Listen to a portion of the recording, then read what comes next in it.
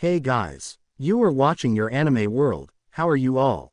Please support to subscribe this channel for watching new interesting stories. So in this video, we will see what if Deku found new family through pain and struggle. Here is short summary. Izuku was, admittedly, not having a good day. Things hadn't started well that morning when, in his rush to get to school on time, he stubbed his toe on the corner of the wall. Izuku should have seen the sign for what it was and just crawled back into bed and peacefully slept the day away. He had not, however, and from there it was just one thing after another. Or Izuku has a shit day, gets hurt, and gains a family. But before we start, if you want more stuff like this, then be sure to subscribe and like this video. And if possible, share this video with your friends. Now let's start the story. Izuku was, admittedly, not having a good day. Things hadn't started well that morning when, in his rush to get to school on time, he stubbed his toe on the corner of the wall. Izuku should have seen the sign for what it was and just crawled back into his sleeping ABG and peacefully slept the day away. He had not, however, and from there it was just one thing after another. From spider lilies on his desk, to Kachan burning his notebook and telling him to take a swan dive off the roof and pray for a quirk in his next life, to being attacked by the sludge villain, and then finally All Might. All Might crushing his dreams and telling him to be realistic, that he would be a liability, that he could never be a hero, followed by him promptly leaving him on the roof. They say never meet your heroes. No shit. Izuku learned that the hard way, and has the sore shaky arms and torn up fingers to prove it. If he hadn't already been a vigilante for about a year now, and trained just as long, Izuku isn't sure that he would have been able to scale down the side of the building. He wasn't sure how long he would have been up there at all. Not many heroes patrol that area, and those that didn't have quirks that allowed them to patrol high enough to spot him. He also wasn't sure how long he would have been able to take himself away from the edge and the promise of the peace and rest that would come with it. Despite what All Might said, no one let him in. The door was locked, and the building had been empty for about 5 years. No one was going to come save him. No one ever did. All that to say, Izuku felt a little justified for the curses he was throwing and the tears that he was holding back as he ran. Eraserhead had been chasing him for a little over 10 minutes, just after Izuku stopped a woman from being mugged, or based on the leer on the creep's face, worse. The man had a strength quirk, and when he threw Izuku into the wall he cracked a couple of ribs. Izuku took him down shortly after with a small, modified taser that he kept in his utility belt that he wore on his patrols. The taser was just strong enough to knock a grown man unconscious when used at full power, but not to kill. Never to kill. Izuku, despite everything he had been told and all the things he had been through, he still wanted to be a hero, and heroes don't kill. He wouldn't be like some of the other vigilantes that have been running around lately. Like Stain, for instance, the hero killer. In Izuku's humble opinion, Stain was more villain than vigilante. Izuku's chest burned as he ran. His ribs screamed in protest with each deep breath he drew in, but he knew he couldn't get caught. If he did, then Eraser was going to take him to the police station where they would find out that he has had no one since his mom died when he was 6. They would learn that he was quirkless, and so couldn't be charged with any crime. Izuku always made sure that he never broke any laws. He looked up the law when he first decided to become a vigilante, and since the law defined it as an unsanctioned use of a quirk to perform a heroic act, he technically wasn't a vigilante at all. That, and if anyone watched him patrol long enough, then they would see that he never threw the first punch, so again, technically self-defense. Izuku knew that if the police found all of this out, then he would be placed in the foster system, which for the quirkless was a death sentence. Most quirkless in the foster system didn't live longer than a year before they either ran away, or their bodies were discovered abandoned in an alleyway, never to have someone try to figure what happened to them, never to get justice. He also knew that if Eraser found out, then he would probably never talk to him again. Any hint of the tentative friendship that he had built over the last year would be gone. That their game of cat and mouse, teacher and student, would die alongside the rest of whatever hope and dreams and happiness that he had left. So he ran. He ran despite the pain and the tears that were building up, obstructing his view.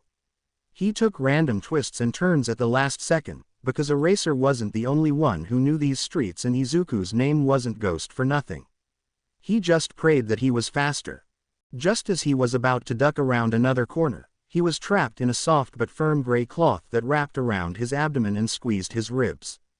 All too suddenly Izuku was jerked back by the capture weapon, and he gasped loudly at the sharp pain that tore through his chest and back as he hit the ground. Beep. Kid. The binding cloth loosened just enough for him to breathe without the movement squeezing his chest. Are you okay?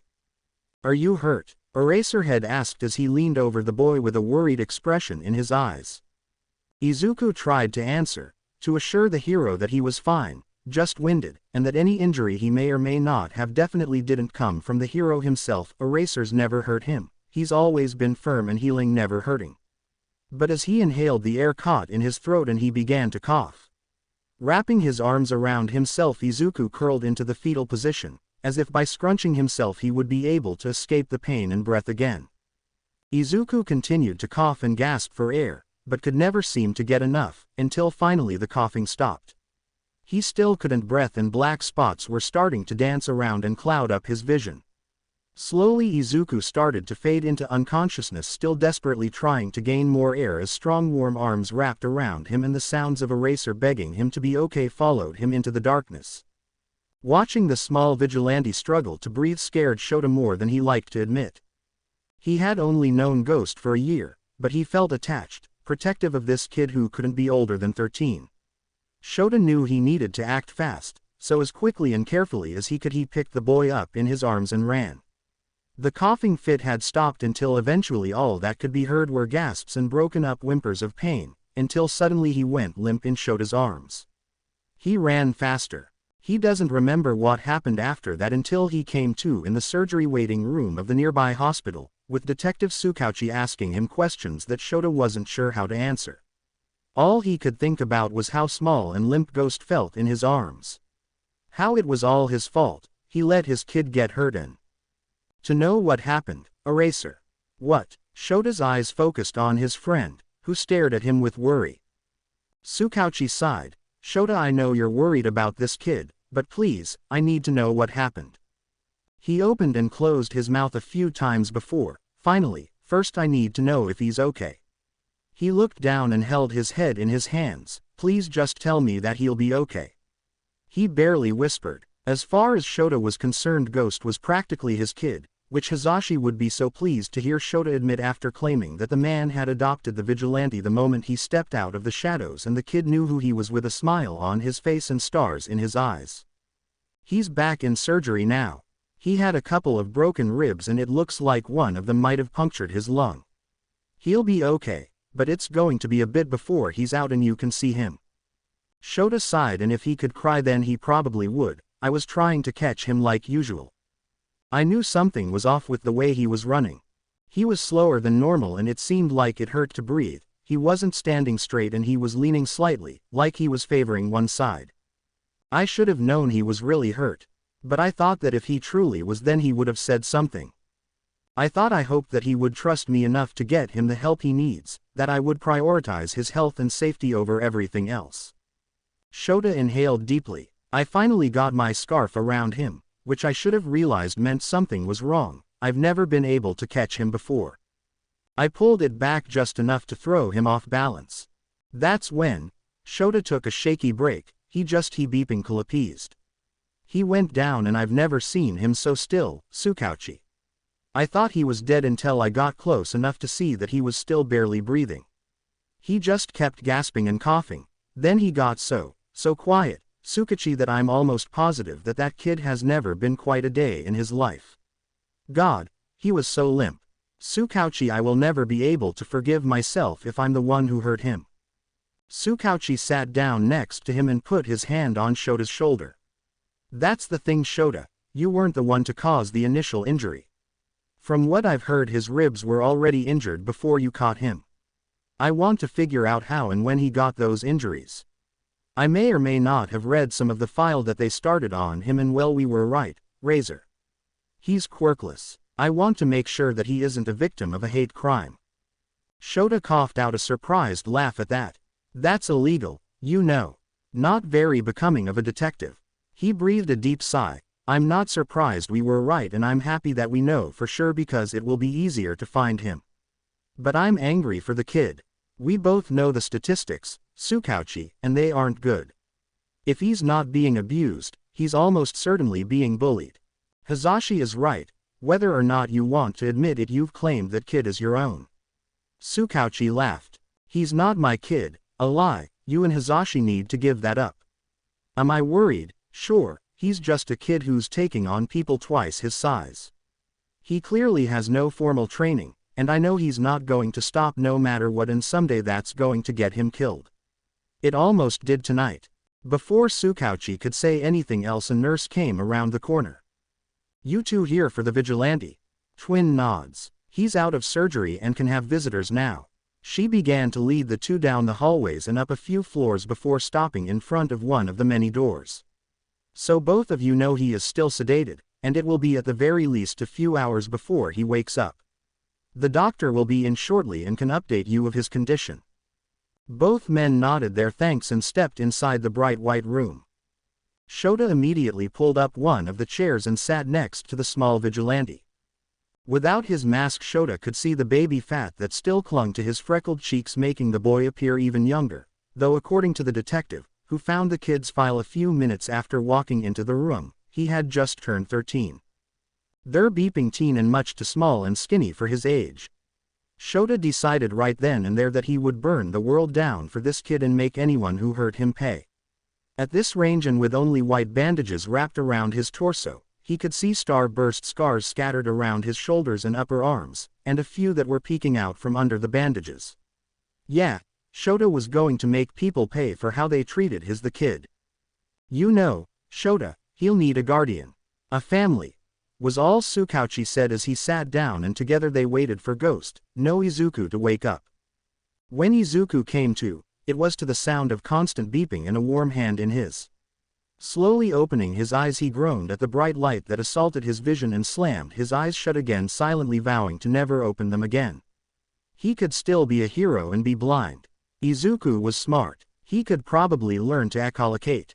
Just as Izuku was thinking through how to go about learning echolocation, and if he needed to change vigilante name, he heard a click, and even through his closed eyes he knew the light was turned off. Except, Izuku wasn't the one to turn it off, and there was no one he could think of that would be with him other than Eraserhead, and from the shuffling most likely the detective as well. Izuku wasn't stupid. He figured out pretty fast that he was in the hospital. He was also sure that the hospital staff would have figured out that he was quirkless. Which means that the detective and Eraser most likely also knew that he was quirkless. Izuku also knew that there weren't many quirkless people in Japan his age and matching his description. So he was sure that they figured out who he was. Great. No problem. Izuku could break out of the hospital before they were able to cart him off. He would just have to lay low for a while and probably move cities. Which beeps because it took him forever to find a half-decent empty building to sleep in. Though he supposes that while his ribs healed he could get used to the layout of a new city and scout for a good place to sleep that way. It wasn't ideal, but Izuku could make it work. He's had to do much more in even shorter amounts of time. Kid, I can feel you overthinking from here. Please just calm down before your heart rate sets off an alarm. Eraserhead sounded tired, which was better than the disgusted or angry tone that he had been fully expecting.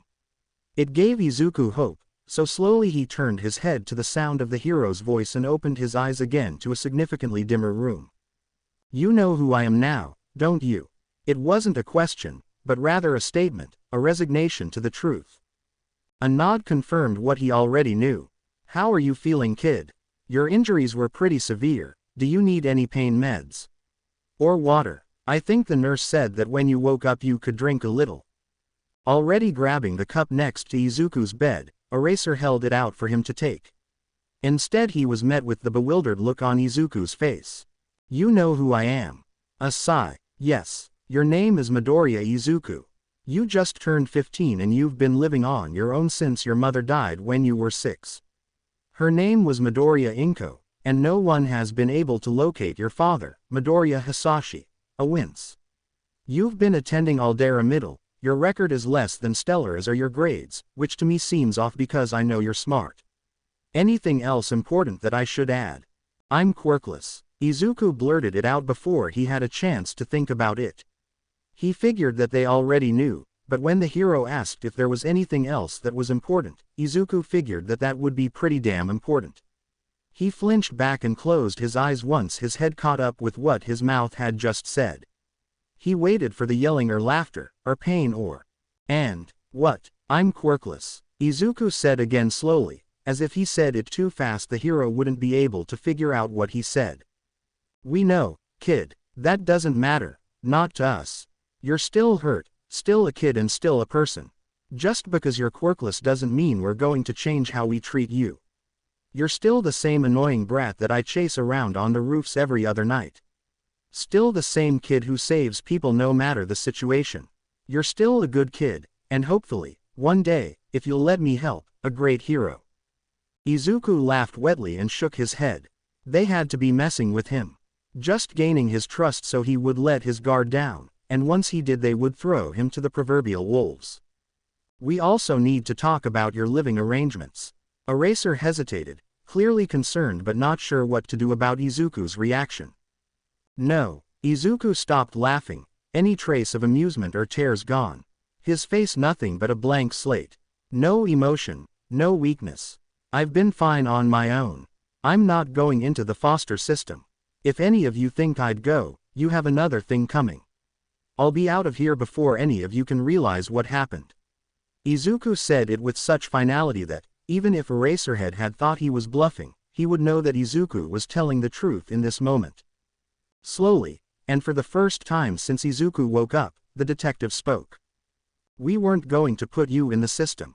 First of all, we know that you wouldn't stay there long. You'd be out and back to fighting crime before we could bat an eye. Second, even if we didn't know any of that, the fact that we know you're quirkless," Izuku flinched at that, "we know the statistics and we would never want to subject you to that. Ever." Tsukauchi seemed to pause then and debate with himself, before slowly smiling. "Besides," Eraserhead glared at the detective in warning, confusing Izuku until, "I'm pretty sure that Eraser has had adoption papers for you since, at the very least, your second meeting. He's just been waiting on confirmation that he could adopt you. And since all pros have an emergency foster license, if you'd like, you'll be going home with him after you're discharged." Izuku stared blankly at the detective with wide eyes. He knew he wasn't lying. Izuku knew that the detective valued the truth. With his quirk it was hard not to.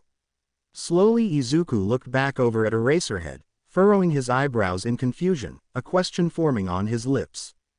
"Why?" A sharp intake of breath from both adults in the room, causing Izuku to begin to wonder if he said something wrong. Before Izuku could get into his own head, Eraser spoke.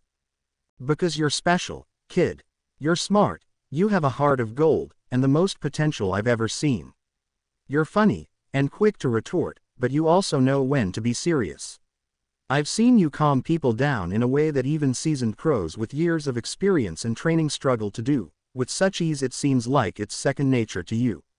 You knew who I was 5 seconds after seeing me, and above all else, you deserve to be happy." Eraser was looking at him with such intent that Izuku couldn't help but believe him, so he did the one thing he was best at. He cried. He truly let himself cry for the first time since his mother had died all those years ago. He cried and nodded his head, and once he could finally find enough air, "Okay. Okay, I'll go with you." As Izuku said these words, he felt as if his life was finally going to change for the better, and for the first time since he was 6, he allowed himself to hope. God, the moment the Izuku asked him why he wanted him, Shota's heart broke. He looked so confused and lost, as if he couldn't fathom why anyone would want him. So Shota decided to tell him exactly why Tsukauchi was right, and they are in the second drawer from the top on the left. Thank you very much. He, or hell anyone for that matter, would want him. If Shota thought his heart was broken before, he was not at all prepared for the kid to start crying. Rivers of tears flowed down his face, his cheeks turning a bright red, and he was completely silent except for small little hiccups that escaped every time he took a breath. His heart soared, though, the moment he started nodding his head. When Izuku agreed, Shota swears he's never been happier. I'm glad you've agreed, Izuku. I have to make a really quick phone call, and I'm sure Detective Tsukauchi has a few questions for you. I'll be right back when I'm done. Okay. After a nod of confirmation from the small vigilante, Shota stepped out of the room already dialing his husband's number. Shota, where are you? You should have been home hours ago. Are you okay? Hazashi's screaming greeted him on the third ring.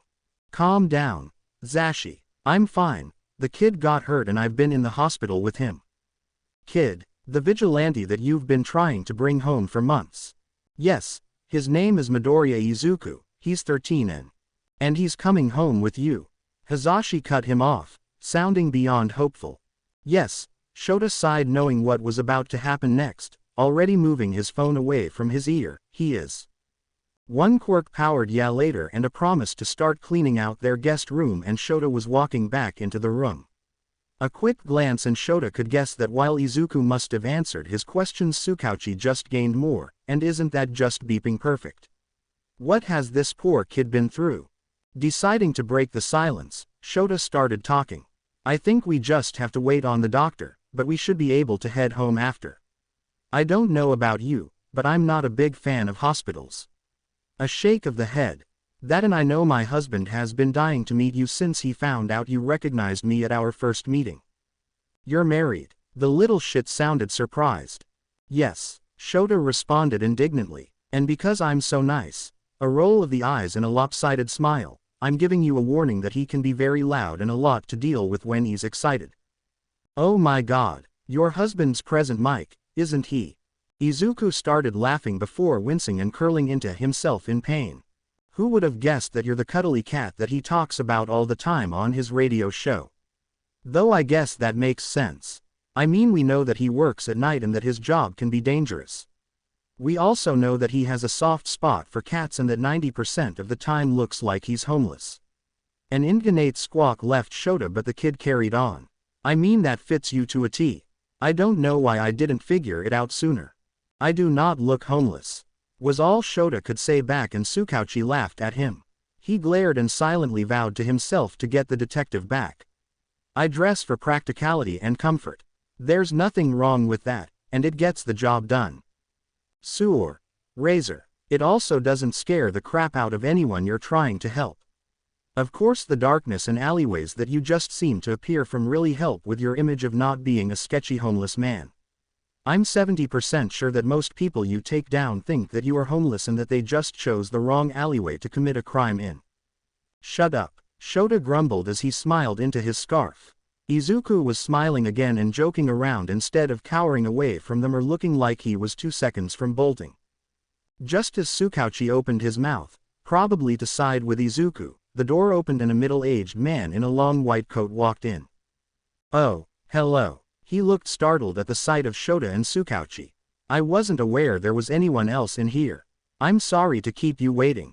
I've had other patients to attend to, but now that I'm here, hopefully we can get you checked out and out of here soon. The doctor said all of that with a forced grin, and Shota did not like the way he said other patients. He was getting a bad feeling about this man, and being a seasoned pro he knew it was important to listen to his gut. However, the doctor hadn't done anything yet, so Shota decided he would wait and watch. It also didn't help that Izuku had his guard back up, and had pushed himself as far away from the doctor as he could get while still confined to the bed. No, Shota didn't like this one bit. The sooner he could get the kid out of here the better. All right, Midoriya, I'm just going to look under your bandages to see how the surgical wounds are healing. If all looks good, we will redress it and send you home. As he said this, he grabbed at the small metal grips that had been keeping the white bandages closed, and Shota watched him like a hawk. The doctor started removing the bandages quickly and harshly, despite the winces and hisses of pain coming from the young vigilante. Shota wanted to say something, but by the time he opened his mouth to protest, the doctor had the bandages off and was inspecting the wounds, poking and prodding at them, with more force than was strictly necessary. He looks fine. I will have the nurse come back in shortly to redress them, but after, he is cleared to go home. However, may I speak with his guardian privately? He looked back and forth between Shota and the detective, finally settling on Shota when he gave a tense nod. Stepping out of the room and following the doctor to a small office made Shota feel sick. He didn't know what they were going to talk about, but he was almost positive that he wasn't going to like the conversation. Is it correct that you are just now taking that boy into your custody? A nod. Ah. Did anyone inform you of the child's condition? What condition? Is he okay? So no one told you. Before you take him in, I feel that it is imperative that I inform you that that child is quirkless. In my professional opinion, it would be best to just let him free, he'll die eventually. You got him medical treatment, which is more than what others would have done, so there would be no reason to feel guilty. Honestly, you would be doing society a favor. Or, of course, if you'd like, I could have a new IV started on him and he could have a quiet, peaceful death.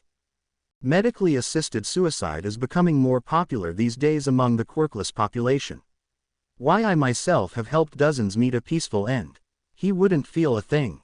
He said this with a large smile on his face, as if the thought of helping kill those people was something to be proud of. As if he didn't just confess to murder to a pro hero. As if his license wasn't on the line with that statement alone. Shota's blood boiled. He had never been so angry in his life. He glared and activated his quirk, slowly advancing towards the doctor until he was backed into a corner. How dare you? Shota growled out, keeping his voice calm and low. I swear to God, if you ever come near my child again, I will end you, and no one will find your body. And I will be coming for your license. You have no right to end people's lives just because they don't have something as small as a quirk. How dare you suggest that I leave him to fend for himself, to let him die on the streets? I will never abandon my child, and that's what he is, a child.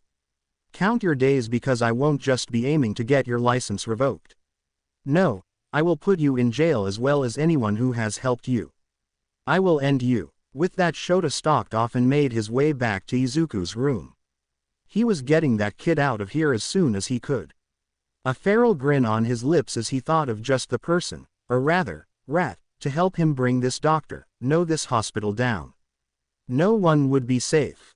Izuku hated doctors, and hospitals for that matter. This doctor was no exception. Izuku knew the moment he walked in the room he was bad news, and if the way Eraserhead tensed was any indication, he knew it too. The doctor was not careful about taking off his bandages. He moved quickly, causing any dried blood to be ripped off, causing wounds that had scabbed over to start slowly oozing blood again. Izuku was grateful that the doctor had cleared him, though. It meant Izuku could get out of here faster and away from that doctor. He started to relax as the doctor moved away from him and towards the door. However, Izuku tensed again when he asked to speak with Eraser outside. Izuku knew what he wanted to talk about. He just prayed that he wasn't able to talk sense into Eraser. As Izuku worried, a nurse came into the room. Her hair was the color of bubblegum and it moved constantly, as if it was floating in water. Her skin also had a slightly pink tint to it, but her veins were what interested Izuku. They were pitch black, even the veins in her eyes were black. As Izuku watched her quickly prepare the new bandages, he noticed that her limbs moved a little more fluidly, able to bend slightly in directions that most people wouldn't be able to achieve without the aid of a quirk. Octopus quirk maybe. If so, was she also able to change color to camouflage like an octopus? Was she able to eject ink as well, and if so, where? Izuku's hand was twitching, desperate to get a hold of a pen and write his observations down in one of his notebooks. When Izuku focused again, he noticed that the nurse was looking at him in surprise. The detective also looked shocked, and maybe a little impressed. Though for the life of him Izuku couldn't figure out why. You're right, you know. The nurse had turned back to her task of grabbing the bandages, seemingly having shaken herself out of her surprise. What? Your guess about my quirk? She had moved to his side and started wrapping his torso as she continued. Most people can't figure it out. And to answer your questions, yes, I can change my skin color like an octopus, but not my hair. I haven't tried to eject ink, but my mom can, so I'm sure I just haven't figured out how. Also, you're right that I can move my limbs better than most. I can contort and even flatten my limbs to about 12 centimeters. Though I tend not to do that, it freaks people out. She laughed at that and secured the new bandages to his chest. Izuku hadn't felt a thing. Her touch was gentle and kind. Izuku liked her much better than the doctor. She smiled at him and turned to leave, bidding him a nice day. She stopped at the door however, and before Izuku could ask her if she was okay, she turned back to him. I know this might be unprofessional, but I wanted to thank you. The girl you saved earlier tonight was my sister. She called to tell me about what happened, and when I saw you I just knew it was you. People used to tell me that I should become a hero because my quirk would be good for rescues and undercover missions, but I could never find the nerve to go face to face with a villain. At this she laughed humorlessly. I stare death in the face every day, and help change the fate of people's lives, but the moment there's a villain, the moment my life is on the line, I freeze. A hero is supposed to be someone who can be fearless in a situation like that. Someone who can save people's lives, even if it could cost them their own. She looked him straight in the eyes, and with the most serious and adamant expression Izuku had ever seen in his 13 years, someone like you. You are a hero. With that she turned back around and walked out of the room. She walked out as if she hadn't just flipped Izuku's world on its head. As if her words weren't life-changing. Sure, Eraser and even Detective Suka told him that he could be a hero, but that was because they had been working with him for a year. They had seen what he could do without a quirk. But this woman. She had never seen Izuku fight. All she knew was that he was a quirkless teenage boy, who happened to save one person that meant something to her. Anyone could have come along and saved her. She probably already knew that, but decided that there was something special about Izuku, about his ability to help no matter the situation, and deemed him a hero.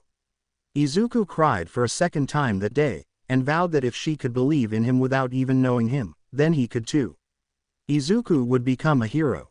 There was a lot the Shota was prepared for when he walked back in the room. Such as Izuku sassing off to Tsukauchi, or the opposite and being deadly silent again, fearful of the next person to walk through the doors. Maybe the nurse was in the room and was still re-wrapping his abdomen. Hell, Shota was ready to walk in with Izuku halfway out the window and Tsukauchi desperately clinging to whatever parts of the vigilante were still inside. He was not, however, ready to walk into a crying child and thoroughly freaked out detective. Izuku was crying loudly this time, vastly different from the soft quiet sobs that had racked his frame earlier. No, this time fat tears ran down his face as he wailed. Shota would have been more concerned if not for the large grin on the boy's face. He walks over to the detective and quietly asks him what the hell was going on, figuring the kid needed to get it all out of his system. The nurse came in, and he broke down her quirk in like 5 seconds. It was the most impressive and terrifying thing I have ever seen. Don't let that kid near Nedzu until I retire. I don't think I could handle them both together. Anyway, apparently the woman he saved earlier was her sister. She thanked him and told him that he could be a hero. That he is a hero. I feel like the kid needs more positive reinforcement in his life, since so far tonight every time someone has complimented him he's cried. Shota nodded in agreement to that. I wonder if it has to do with being a hero. Obviously the kid wants to save people, but how many times has he been beaten down and told that he couldn't save anyone, much less a hero, because he's quirkless? Hell, that might even be the reason the kid became a vigilante in the first place. If everyone told him no, maybe he felt like it was his only shot to make a difference. To prove people wrong. That makes sense. Still freaks me out seeing him cry though. Guess I'm just used to his vigilante persona. Sometimes he makes it hard to remember that he's just a kid. You know. I know exactly what you mean. Shota and Tsukauchi sit in silence while they wait for Izuku to calm down. It takes about another 10 minutes or so, but once the tears have stopped and his breathing has returned to normal, Shota stands. You've been officially discharged, kid. You ready to go home? No doubt Hazashi is bouncing off the walls waiting to meet you. Hazashi. You mean Present Mike, right? He forgot to tell the kid their names.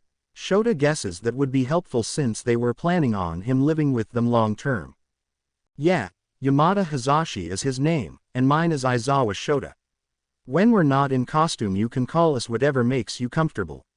Which for that matter, would you prefer we call you Midoriya, or Izuku, or something else altogether? Izuku I guess. I don't really like associating any part of me with my dad. Shota nodded. Fair enough. That seems like there is a lot to unpack with the short statement, but he's tired and that can be a problem for a different Shota. Will it come back to bite him in the ass? Probably. Does he care right now? Absolutely not. Shota grabbed the bag next to Izuku's bed that contained his vigilante costume and turned to the child. You have anything you want to grab from wherever you're staying before we head home? Or do you want to wait until tomorrow? Izuku bit his lip and hesitated, clearly debating with himself before finally looking up. I want to grab my stuff tonight if that's okay. It's just some clothes, my school bag, and some notebooks. Okay. Let's get to the car and you can direct me to where you've been staying, and either I can go in and get your stuff so you don't strain yourself, or we can go in together, or I can wait in the car. You don't have to decide now, but I just want you to know you have options. I never want to make you do something you're uncomfortable with. Okay. With a nod in Izuku's head and a slightly star-struck look, as if the kid wasn't expecting to have some basic human rights and healthy boundaries, they were leaving the hospital. With a wave to Tsukauchi, Shota and Izuku got in the car before heading off to the building Izuku had been calling home. 20 minutes later and Shota is stopped outside of a building that looks like no one has stepped foot in it since before the dawn of quirks. It's half dilapidated, and all old peeling paint and dust that even Shota can see from the street. There is a tree growing straight through the middle of the building. To be honest, it looks like it could collapse at any moment, and he has no idea how the kid has been sleeping there for years without something happening. If it's okay, I want to go in by myself. A quiet stutter broke Shota out of his horrific fixation of the building. As much as he didn't want the kid to go in there, or anyone for that matter, he had given the teen options and he wasn't about to take them back now. The last thing he wanted was to give the kid a reason not to trust him. Besides, if the building was going to come down, it would have happened by now. If he wanted Izuku to trust him, he would have to trust Izuku to know how to safely navigate the building, and to come back to the car instead of making a run for it. Trust was a two-way street. It was something that was earned, not a right, and Shota was going to try his best to make sure that he earned every bit he gained. Okay, let me know if you need help carrying anything. I'm here to help you if you need it. Just be careful. That building is sketchy as shit. I have no idea how you've been living there. Just as intended, that got Izuku to laugh. I'll be fine, Razor, he called as he walked towards the building waving his hand as if to dispel Shota's fears. If I haven't died in here yet, I'm not going to tonight.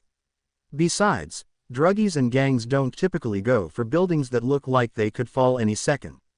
That's why I chose it. With that he disappeared into the building. While Shota waited, he sent Hazashi a text to let him know that they made a stop and would head home after, and by the time he received an enthusiastic reply with more emojis than an adult man should rightfully use, Izuku was sliding back into the passenger seat. He had a backpack that was once probably a bright yellow, but now was muted and dirty, with strings popping out at every angle and straps that looked like they were being held on by a prayer and pure stubbornness. Shota would have to get this kid a new bag. He also held what looked like a burnt notebook to his chest, and Shota could see the edges of a picture frame tucked under his arm. Is that everything? A silent nod was all Shota got in response, and with that confirmation, he took off towards home. Glancing over at Izuku as they pulled away, Shota could swear he saw light reflecting off of a single tear that rolled down the teen's face as he watched the building disappear behind them. Shota's heart broke all over again for the kid, but at the same time Shota wondered how much the kid could still cry. He had to be dehydrated by now, and Shota was convinced that Izuku could probably cry an actual river of tears. As he continued to drive in silence, he wondered if maybe he should buy a boat. He might need it if tonight was any indicator, and he was no fool. Shota knew things would get better before they got worse, but he would stand by Izuku no matter what. He was going to be a part of Shota's family until the bitter end, even if he didn't want Shota and Hazashi in return. He would never leave his kid's side. Izuku's heart broke as he watched the place he had called home for years now fade into the distance. He knew that he was going to a better, proper home with people who claimed to and probably did care about him. There were so few things in Izuku's life that had stayed constant and steady though, that he couldn't help but mourn the loss of the building he had made his own. As they drove, Izuku clung a little tighter to the only picture of his mom that he had left and prayed that he would be okay. Izuku continued to stare out the window of the car as they drove, happy that Era's no.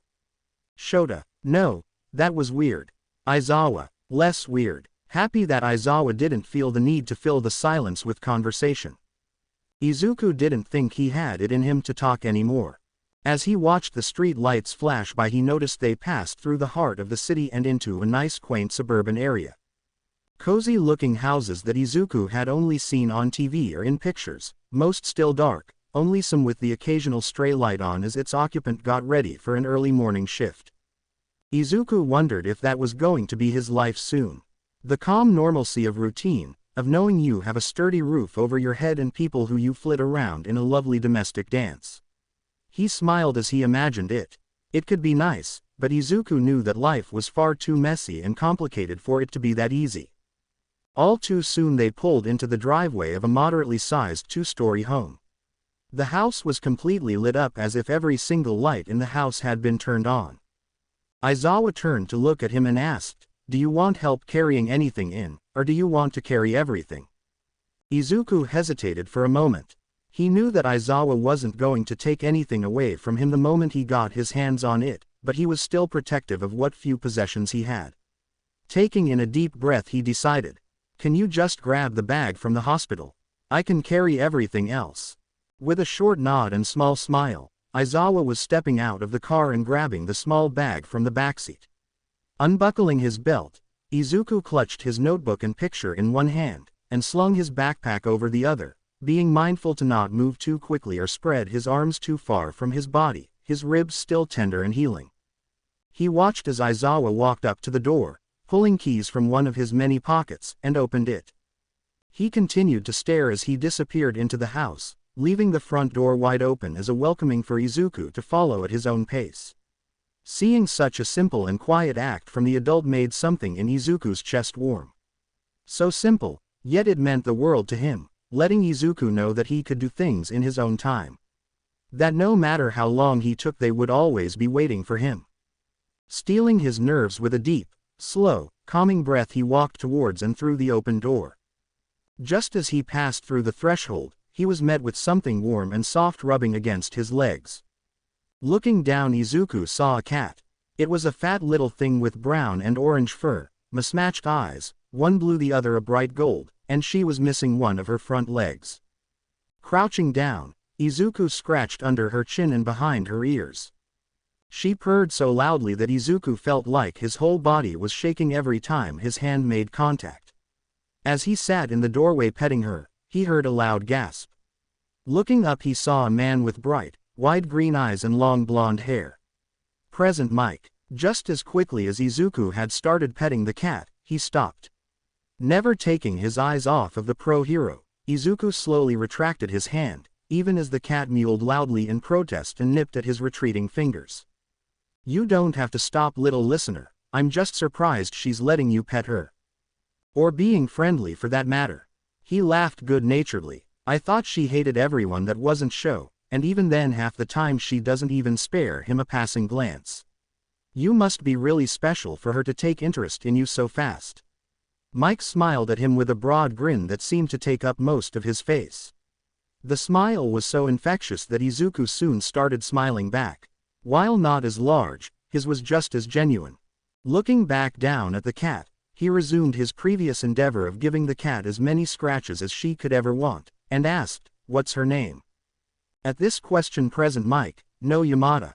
No, that made Izuku think of pianos. Hazashi. No, that was too close to his father's name. Would just Mike be okay?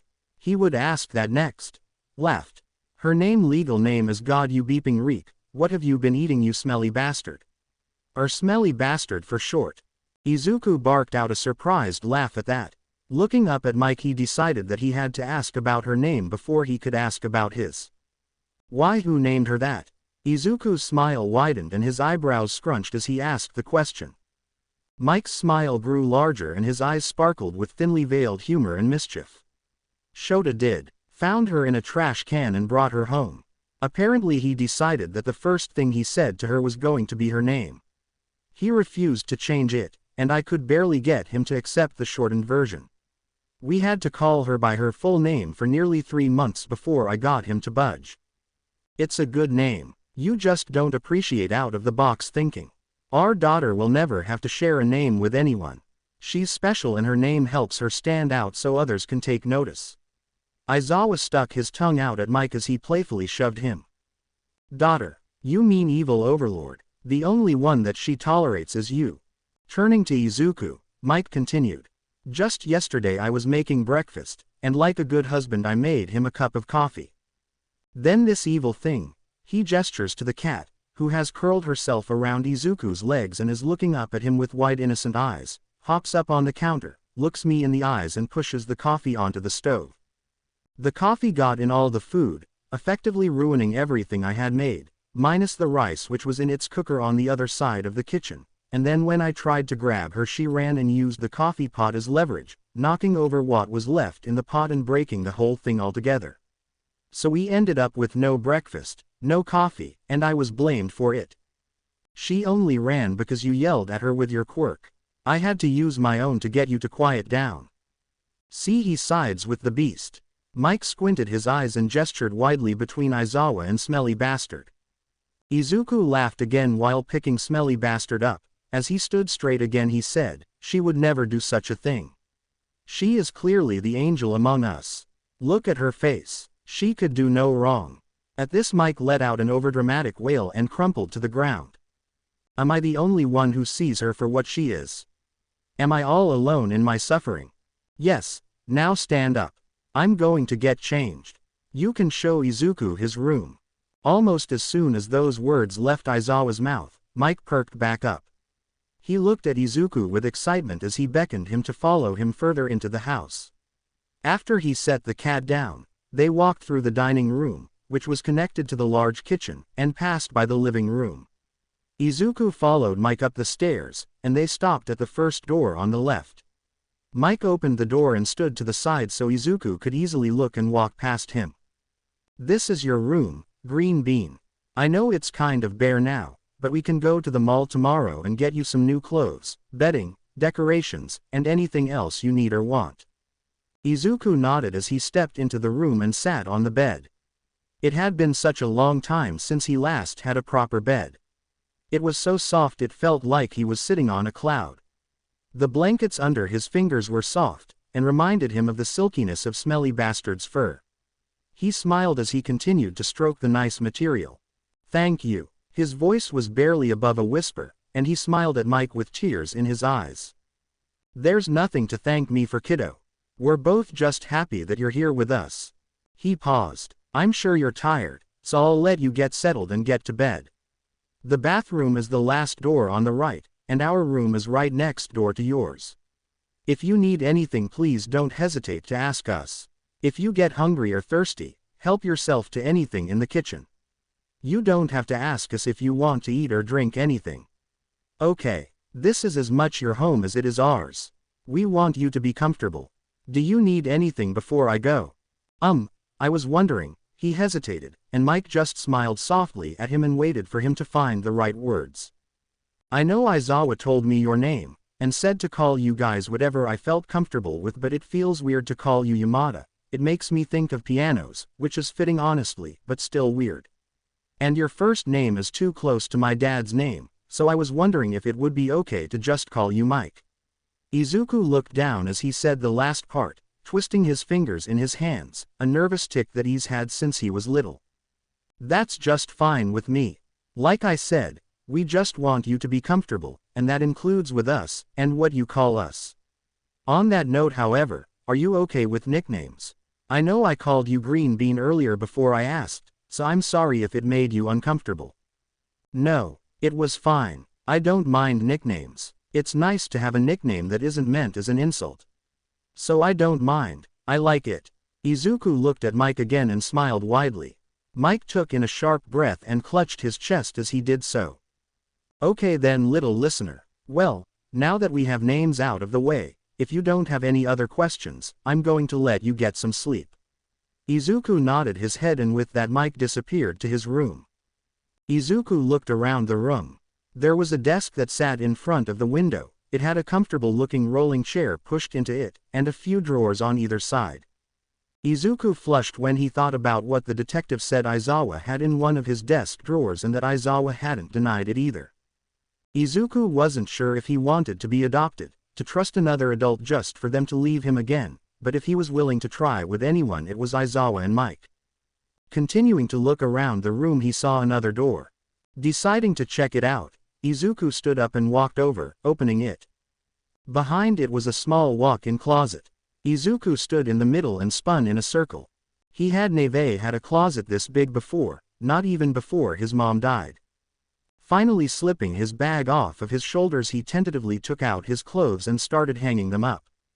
Mike had said that this was his home now too, so he might as well put his clothes up. Besides, he decided, even if he didn't stay here long, he would need the space in his bag, and he didn't want to risk taking what few clothes he still had to school.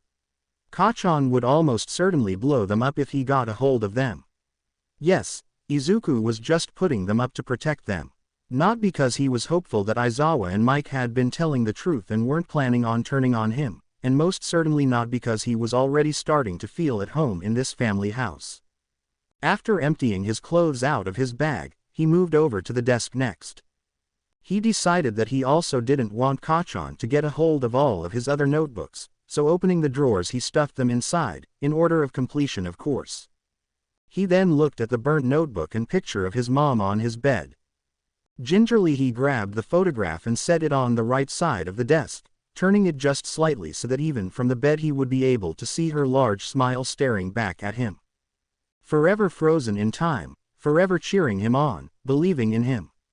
Izuku turned to the notebook next. Flipping through it, he frowned deeply at the signature All Might had carelessly scribbled on it. It was even on the back of an analysis that he hadn't had the chance to complete.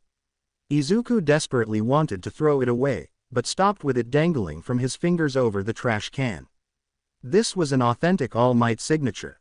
It would be worth a lot of money. Slowly Izuku moved back to the desk and put the sad notebook in one of the unoccupied drawers. Going back to the closet, he grabbed the hoodie and sweatpants that he used as pajamas and got ready for bed. Quietly creeping out of the room, Izuku slunk towards the direction of the bathroom. The whole house was dark, save for the light coming from his own room and a small sliver of light creeping under the door to the room that Mike had said was his and Aizawa's. Once inside the bathroom, Izuku closed and locked the door inside. He knew it was stupid, but now that he had some time to himself, he really didn't want to see either of them right now. He had spent so much time living by himself, that now that he was surrounded by people, it was starting to freak him out a little bit. He knew that as long as he didn't see either one of them until morning he would be fine, but if he did, he also knew he might have a panic attack. He was sure that that was probably due to the fact that the only time he couldn't get away from people and be by himself was at school, and he knew that that probably was not a good association to have. Finishing up, and washing his hands, Izuku realized that he forgot to grab his toothbrush. He wondered if they would get him a new one if he asked. If not, then he could always go back and grab the one he left. As Izuku opened the bathroom door again, he saw that the light under their door was out. A sigh of relief left him and he tiptoed past their door and back into the room. Closing the door and turning off the light, Izuku climbed into bed. Looking over at the picture of his mom, Izuku closed his eyes and drifted off into the first peaceful sleep he had had in 9 years. Shota, I would die for that kid. I would sacrifice everything you and I both love just to see him smile. That was the purest shit I've ever seen. You should have brought him home sooner. Shota sighed as Hizashi burst into their bedroom. I know, Hizashi, but please try to keep it down. I don't want to use my quirk on you again. My eyes are already dry enough. Honestly, I'm surprised the kid didn't hear you when we got home. I was not that bad. Zashi, when I walked in you started screaming and wouldn't stop, even after I cancelled your quirk out. Every time I dropped mine you just activated it again. For 5 minutes. I was excited. I was finally meeting the kid that you talked about for a year. Of course I was going to be a little loud. Shota snorted and gave a half smile. Nothing about you is a little loud. Quote. You know what I mean, Shota. Hazashi rolled his eyes. Anyways, I told him we would take him to the mall tomorrow to get him some stuff for him in his room. We can get him some new sheets for his bed, and blankets. The softest blankets we can find. Oh, and pillows. He'll also need some new clothes. I can't believe that everything he owns fits in a backpack, Shota. I wonder what kind of decorations he'll want for his room. I wonder if he likes. For the love of God, Zashi, please, I'm begging you, shut up. I love you and I love that you're excited about getting stuff for the kid, but I'm tired and I really want to go to bed. So please, you can obsess in the morning. With that he kissed Hazashi on the cheek and crawled into their bed, snuggling into the blankets, and promptly passing out. When Shota woke up the next morning, he was alone, spread out on the middle of the bed and tangled in the blankets. He was comfortable and warm, but he could smell the food that Hazashi was making and his stomach growled. After debating with himself for a moment, Shota got up, deciding that his hunger outweighed his comfort. When Shota walked into the kitchen, the sight that greeted him was his husband, hair up in a half bun and still in his sleep pants and shirt, and Izuku, hunched over a notebook scribbling vigorously across the page, a look of concentration on his face. Then he looked up, not at Shota, but at Hazashi. So, your quirk allows you to raise the volume of your voice and, subsequently, you produce higher decibels, a nod from Hazashi. Then, so are you able to produce sounds high enough to shake people's organs, or kill them? Like I know heroes don't kill, but how high can you go? 185 decibels are enough to kill someone, which is just 25 decibels outside of human hearing, so you would be able to produce that, right? Or, are you only able to produce sound levels within human hearing?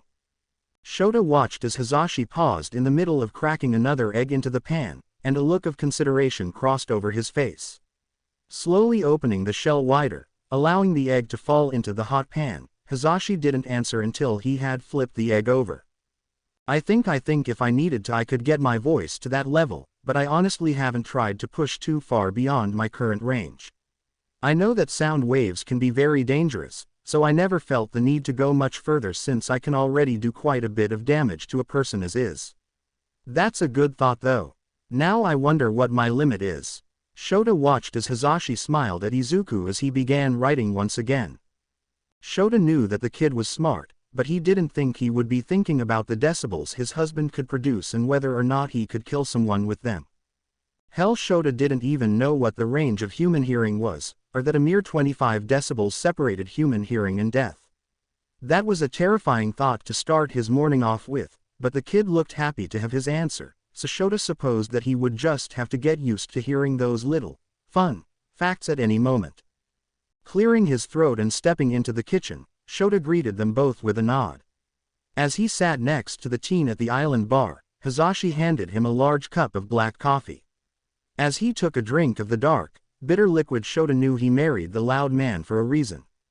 After downing roughly half the cup he said, "So, Izuku, are you okay to go shopping for things today? I know Hazashi has been looking forward to getting you new bedding, clothes, and personal touches for your room, but this is your call. We can either do it today, or another day altogether." I guess today would be okay. I don't have much money though. I mean, I have 3,000 yen that I took off some creep that I knocked out last week, but other than that, I don't have much else. He watched as Izuku shrunk in on himself as he said this. His heart beeping broke for this kid. Where did he get the idea that they were going to make him, a child, pay for anything? Especially since it was their idea.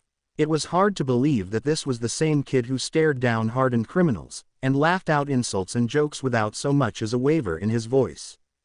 Before Shota had a chance to respond, Hazashi spoke. "Little listener, we're not going to make you pay for anything. This was Sho's and my idea, this is something we want to do. So keep your money, let us spoil you a little, okay?" Hazashi said all of this with a kind smile and soft voice. Sometimes Shota forgot just how good he could be with kids, but watching his husband now reminded him, and he couldn't be more thankful to have married this man. God, Shota loved him. Slowly he watched as the teen nodded his head, his face turning so red that even as he tried to hide behind his hair and raise shoulders, Shota could still see the bright red of his ears. With that conversation out of the way, all three of them quieted down to eat. It was just a simple omuris, but as with just about everything his husband cooked, it was delicious.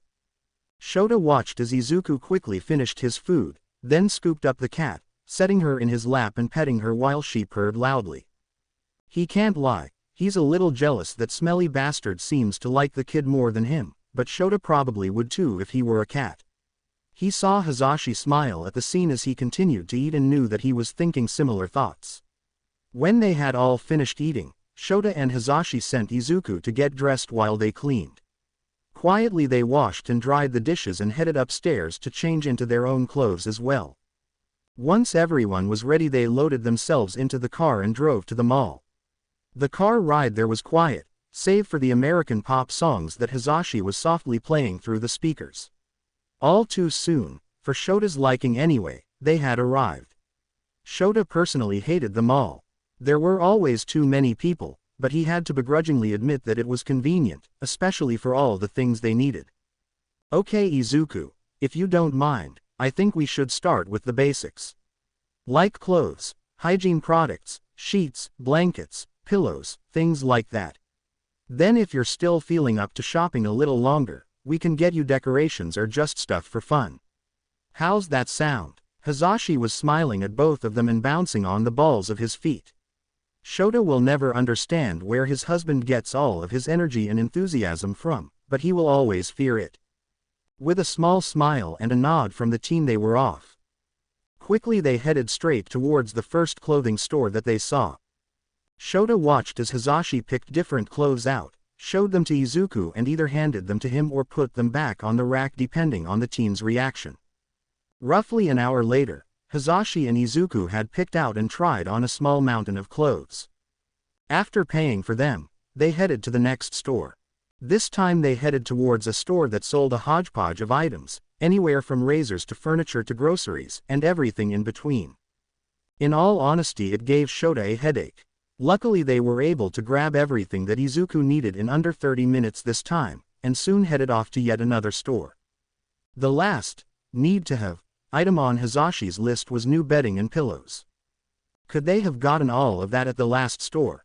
Yes. Did Hazashi care when Shota brought this up? No. He even argued that the higher quality items were at stores that specialized in bedding. He argued that by going to a different store Izuku would have more options, nicer options. Who was Shota to refuse that? He wanted the kid to have the best, and something he liked, so off they headed to their third store. Shota wished he would have stayed in bed a little longer. Finally reaching the new store, which was on the other side of the mall, they headed straight to the back where a plethora of different sheets were kept. All three parted ways, going down different aisles and grabbing whatever they thought was suitable and meeting at the end and going through the options. Down his aisle Shota grabbed bedding that was dark green, and reminded him of the darker parts of the small teen's hair. It was incredibly soft and claimed to have a cooling effect. Shota wasn't sure how true the last part was, but decided that the softness was a good enough reason to grab the set anyway. The next set he grabbed was light blue. It was a thicker material than the last set. While it was still soft to the touch, it felt more like a thick cotton t-shirt. Shota thought it would be nicer in the cold months, and added it to the small stack in his arms. Nothing much caught his eye after that, and he only hoped that the other two had better success in their respective aisles. Once he reached the end he saw that he was the last to complete his area, and the others did, in fact, have a larger pile of sheets. They started with Shota's pile first since it was the smallest. Izuku seemed to like both, and thus they were added to the keep pile. Izuku was next, as he only grabbed 4 different sets. They soon realized that he and Izuku had picked out similar sheets, and in the end Izuku only kept 2 of the sets that he had picked out. One that was the t-shirt style, but in a dark purple, and one that was the softer material, but in a deep burnt yellow. Then it was Hazashi's turn. You seem like the hero fan type, so I grabbed this. After all, I'm pretty sure he's everyone's favorite. He pulled out an all-might bedding set from the middle of the pile. However, Izuku didn't look as excited as Hazashi was probably hoping. Looking closer, Shota realized that he had frozen. Tears seemed to start to well up in his eyes, and he had a slight tremble running through his body. Quickly Shota grabbed the bedding from Hazashi's hands and threw it across the store. No, that big blonde idiot is not going anywhere in my house. That is the one thing that I will not waver on. Shota didn't want to draw any attention to Izuku's reaction. The mall was not a place to have a panic attack, especially when the kid was already on edge about the whole thing to begin with. No, he was going to make the kid feel better. Then later, when they were back home and safe and comfortable, they were going to unpack that reaction. Something told Shota that by the end of the discussion he was going to hate the so-called symbol of peace more than he already does. Izuku's small, wet giggle broke Shota out of his thoughts. When he turned to look at the teen, he saw that he was more relaxed and had a small smile on his face, but Shota could still see some of the stubborn tears that clung to the smaller one's eyes. I'm actually not much of a fan of All Might myself, but now I kind of want to bring in merch just to see your reaction. Maybe slowly start to replace pictures of Mike with pictures of All Might, a small figurine here and there. See how long it takes you to figure out what's going on. At this, Izuku was smiling wider and looking at Shota with a mischievous glint in his eyes that Shota has only ever seen on patrol when the kid was about to do something that was going to give him new gray hairs. Don't you dare! Shota playfully glared at the teen, and Hazashi, the traitor, was bent over laughing behind him. Oh my god, please, I'll help you, I just need to see the look on Sho's face. Imagine doing that to our wedding photos. I would pay good money to see him at the altar with All Might. I can see the headlines now, symbol of peace marries homeless man who claims to be underground hero Eraserhead. Quote, you're not funny Hazashi, and if you keep this up you'll be sleeping on the couch tonight. His glare is met with a bright smile. Nah, you like to cuddle too much. Are you two always like this? They both turned to look at the small teen who was looking at them with an amused smile. Don't get me wrong, it's cute and all, but so weird. I just need to know if I need to get used to it or not. Definitely, no, they both answer at the same time. Shota gives Hazashi an exasperated look, then they both laugh, Izuku joining in soon after. Yeah, Shota could get used to this. Okay, Hazashi wipes tears from his eyes. I don't know about the two of you, but I'm starving. So my proposal is this. We go to the food court for lunch, and, if you still feel up to it Izuku, do more shopping. Or eat then go home, whichever you feel more comfortable with. How's that sound? An enthusiastic nod from Izuku and a grunt of agreement from Shota, and they were off. Paying for the bedding that had been picked out, they headed to the middle of the mall where smells from a variety of foods made Shota's mouth water. As they stood in front of the entrance to the food court, Shota could tell that Izuku was starting to fade out. His eyes sluggishly opening and closing. The poor kid was wiped. Izuku, why don't you tell me what you want, then you can pick out a good spot for us to sit. That way we have a table and we can set down all these bags. I would like katsudon please. A yawn. I'll be over there. Shota looked to where the teen nodded as he took the bags from the adults. Sounds good, we'll be back soon. Another nod and he was off, leaving Shota and Hazashi to gather the food. Hazashi wanted food from the new American restaurant that had just opened, and Shota wanted ramen. They had agreed upon getting their individual meals, then meeting up at the restaurant in the back corner that sold Izuku's katsudon. As they headed in their different directions, Shota got a bad feeling. Something was about to happen. Both Hazashi and Shota had their food and were waiting to place Izuku's order when he was proven right. Murderer! Murderer! How dare you walk among us, how dare you pretend to be innocent? Murderer! Murderer! Both Shota and Hazashi snapped their heads up and looked around, trying to determine where the screaming was coming from. At almost the exact same moment they found him. A man standing in front of a table surrounded by bags, and a teen with a wild mop of curly green hair sitting wide-eyed and fearful. They both took off, dropping their food on the ground and sprinting towards the stranger and their kid. As they ran, the man kept yelling the same thing over and over. By the time they had reached the table, Izuku was shaking, and his eyes looked so far away, Shota was concerned that he might never come back to them. With his quirk activated, Shota grabbed the man and threw him away from Izuku. Hazashi stood protectively between Izuku and the man's line of sight. As he hit the floor, He seemed to snap out of whatever trance he was in and looked up fearfully at Shota. What the beep is your problem? Shota seethed. He was beyond pissed. Why the hell was this man shouting all of that next to, no, at his kid? What's wrong with me? What's wrong with you? Why are you protecting a murderer? The hell are you talking about? He's not a murderer. Shota saw the man's eyes widen.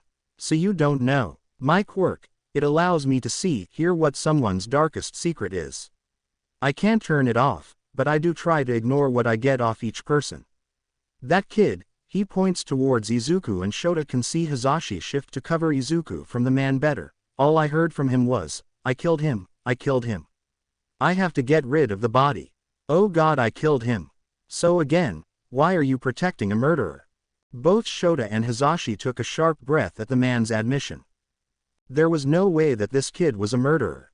No, there had to be another explanation, background that would make all of this make sense.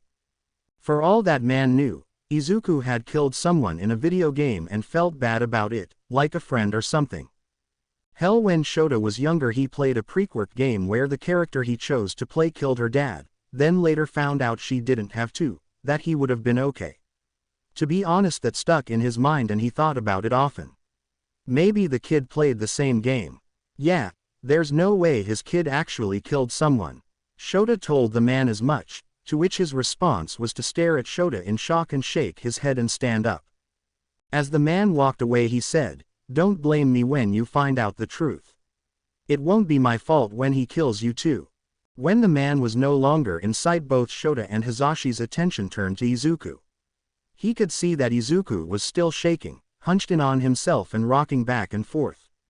Shota could tell that Izuku wasn't completely with them mentally and his breath was coming in too fast. Quietly he crouched down in front of him. Izuku, it's Shota. I need you to breathe with me, okay? Shota started taking slow, exaggerated breaths in and out, counting it out the whole time. Slowly he could see Izuku starting to follow along.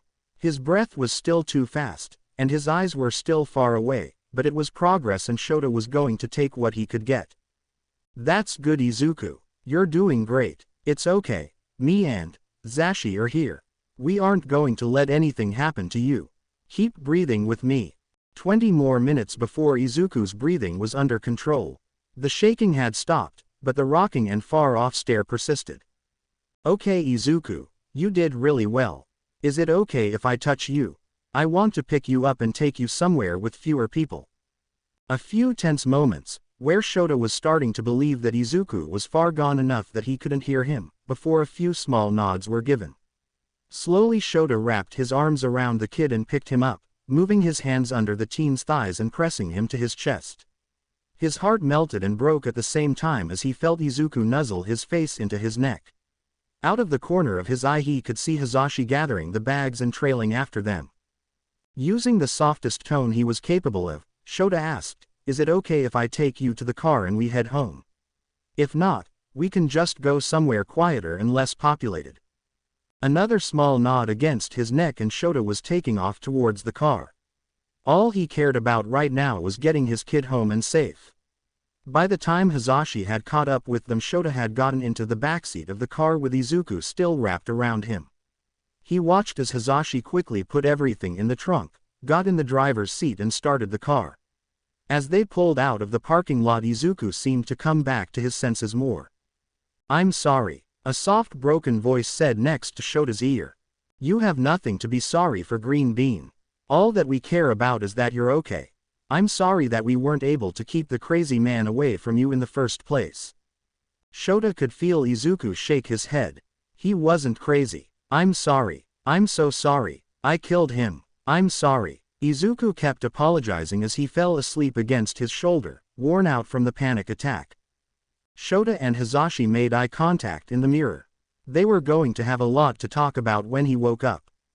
Izuku doesn't remember much. All he remembers is a man screaming, him desperately wishing Aizawa and Mike were with him, then nothing. He lay quietly against someone, and from the strong smell of coffee he assumed it was Aizawa. He doesn't remember how he ended up in Aizawa's arms, but he felt safe so he didn't question it. He was starting to think that maybe everything had just been a bad dream, Maybe he had fallen asleep at the table and had a nightmare. Maybe they were on their way home now so Izuku could go back to sleep in his bed. He would have to apologize about that later. Right now he just wanted to fall asleep again. As he snuggled deeper into the man's neck, everything came flooding back. The only thing Izuku could think was that they knew. They knew what he did. They were going to hate him, turn him in, or if he was lucky they would just drop him back off at the building he had been living out of. I'm sorry. He felt as if he needed to apologize. They had both been so nice to him, and let him into their home. They even bought him stuff. All Izuku gave them in return was lies. You have nothing to be sorry for, Green Bean. Mike's voice broke Izuku out of his train of thought. All that we care about is that you're okay. I'm sorry that we weren't able to keep the crazy man away from you in the first place. He didn't understand. How did he not understand that Izuku was a monster? That he was just as bad as the criminals they all took down. He wasn't crazy. I'm sorry. I'm so sorry. I killed him. I'm sorry. The words left his mouth before he had a chance to realize what he was saying. He could have just lied again, pretended that the man was crazy, but Izuku's guilt would only slowly eat him away before he told the truth. So he kept apologizing, hoping that they would understand that he didn't mean to lie to them, that he didn't want to be a murderer. He apologized until his fatigue caught up with him and the darkness of sleep took over. When he woke again he was laying in an unfamiliar bed, with Aizawa and Mike on either side of him. Izuku tried to recall the events that brought him here. He remembered talking to Mike while he made breakfast, eating, then heading to the mall. The mall, they bought him a bunch of stuff, then they went to eat lunch and his secrets were spilled for the whole building to hear. Once he remembered what happened, Izuku shot up and tried to fling himself off the bed and away from the two adults. The only issue was that in his state of panic Izuku forgot that the adults had wrapped themselves around him, so when he tried to quickly bail he ended up tripping over Mike and crashing onto the floor. If his wild movements hadn't woken the adults before, the loud crash and string of curses did. "Where you going, Green Bean?" Mike said with a yawn as he looked at Izuku with tired confusion and concern. "You okay, kid? Great." Now they were both awake. If he ran now, he might be able to outrun both of them.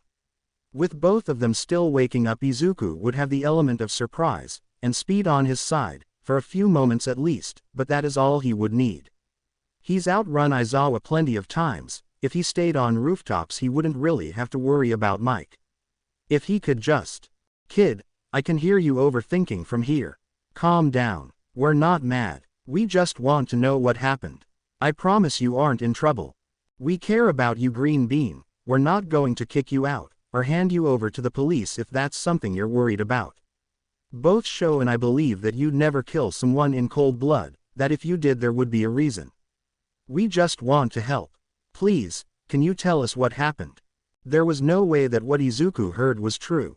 They knew why he was freaked out. They believed that he wasn't a monster. They cared about him.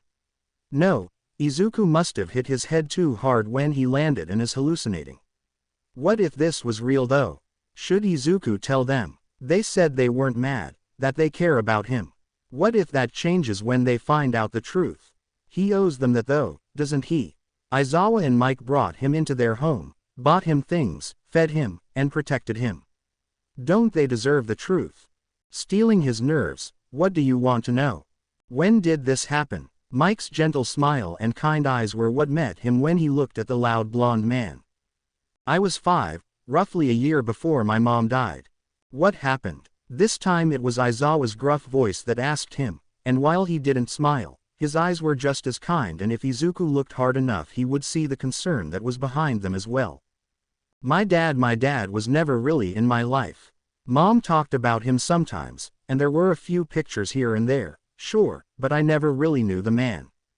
I remember I was playing in my room while Mom made dinner. I heard the front door open and Mom yell. I poked my head out of my room and saw the same man that was in all the photographs. I was so excited to finally meet my dad. Mom said that he was working overseas, that eventually he would be allowed to come home. At this Izuku let out a bitter laugh. That wasn't why he was gone. I ran up to him, to say hello, to hug my dad for the first time. Instead I was pushed to the floor. I started to cry, and when I did he yelled at me. Mom yelled at him to stop, and he turned his attention to her. I don't remember much, but I remember him being angry at her for still having me around. That he expected her to gain some sense after 5 years. That she should have picked her husband over a kid he never wanted. My mom yelled back that she still wanted me, and that if he didn't want to be a part of my life then he should just leave. I just sat there as they kept yelling at each other. I sat there and watched as she kept trying to get him to leave. Then he hit her. He hit her so hard that she stumbled and knocked the hot pan off the stove. I could see blood on his hand and I knew it was my mom's. He moved towards her and just kept hurting her. She begged for him to stop. He just wouldn't stop. Izuku was crying at this point. I wanted to help her, to make him stop hurting her. At first I ran at him and hit him as hard as I could, but being 5, it didn't affect him much. He just kept shoving me off. Then he started using his quirk. His quirk was fire breath. I remember my mom screaming and I saw red. She never did anything to deserve that. I just kept thinking that I needed to make him stop, that I needed to make sure that he never hurt her, or anyone again. That's when I remembered that mom kept a gun. She said it was for protection. She was a single mother with a quirk that wasn't good for fighting anyone. She said it was for emergencies only, said that I should never use it, that only grown-ups could use something like that. I figured since she wasn't able to get to it, she would forgive me this once. So I ran to her room and opened the safe in her closet. She thought she was sneaky, but I knew the code was my birthday. I grabbed the gun and ran back to the kitchen. When I got there all I could smell was burnt hair and flesh, and I could still hear her begging and pleading. I yelled at him to stop. I told him that if he didn't stop hurting my mom I would shoot him. He finally stopped and looked at me. Then he came running towards me. I was scared, so I closed my eyes and pulled the trigger. I heard my mom scream and a loud thud. When I opened my eyes again I saw lying on the floor, I had shot him through the heart. I didn't mean to kill him, I just wanted him to stop hurting my mom, and I didn't want him to hurt me too. Mom hugged me while I cried and she told me it would be okay. She asked me to help her clean up. She had me pick up what was supposed to be our dinner that was now all over the floor while she cleaned up. When I was done I asked her what she wanted me to do next. I remember that she smiled at me and asked to stay in my room and not come out for a little bit. She said that dinner would be a little later than normal. That she was sorry, to just trust her. So I did. When she came back later to tell me that I could leave my room, and that dinner was ready, you could never tell what had happened. Everything was just like it was supposed to be. I never asked her what she did with his body. I was just happy that she was okay. She got rid of the gun the next day, said that she didn't want them in the house anymore. I was fine with that. To be honest, I'm still terrified of guns. I'll never forget the smell of gunpowder, followed by the pain of the recoil and the loud sound of the bullet being fired. I'll never forget the sound of my father falling dead to the floor. I've never touched a gun since. I promise. I've never hurt anyone else. I didn't mean to kill him. Please believe me, I never wanted to kill him. Scare him, maybe hurt him a lit, just to get him to stop. I didn't want to kill him. By the end Izuku was out of breath and sobbing. If he looked up he would have seen the heartbroken looks on both adults' faces. We believe you, Izuku, but we do need to tell the police. You didn't do anything wrong. It was self-defense, but they need to know. Your father has been on a missing persons list for quite some time. I promise you won't get in trouble, but it would help the police a lot to know this information. If you want we could even do the interview here, with Tsukauchi. Does that sound okay? Izuku panicked. He didn't want the police to get involved, but Aizawa said that he wouldn't be in trouble. That he would be helping the police. With a nod Izuku said, okay. I'll tell them, but I want to do it here with Tsukauchi, please. Okay Green Bean, we can arrange that. Thank you for telling us. I know it must have been hard to relive that. When he looked up again he saw that Mike still had that soft smile and kind eyes. He wasn't looking at Izuku with disgust. If anything he looked sad for Izuku, for the things he's gone through. We still care about you, so much. We're so sorry you had to go through something like that." With that, the last of Izuku's resolve crumbled and he launched himself at the two adults. Wailing loudly, he wrapped his arms around both of them. He was met with them wrapping their arms around him as well and smushing him in between them both. Izuku was tired and high on emotions, but he swears that he's never felt happier or safer than when he was wrapped in their arms. Eventually they broke apart. Aizawa went off to call the detective, and Mike got up to make dinner. Izuku followed Mike, and sat at the counter as he watched the man dance around the kitchen. Tsukauchi said he would be here in about 20 minutes. Aizawa came walking into the kitchen as sat at the counter next to Izuku. "Oh, should I make a plate for him too?" "Probably. That man takes even less care of himself than I do. I doubt he would even know the last time he had a real meal was." At this Mike laughed and turned back to his task.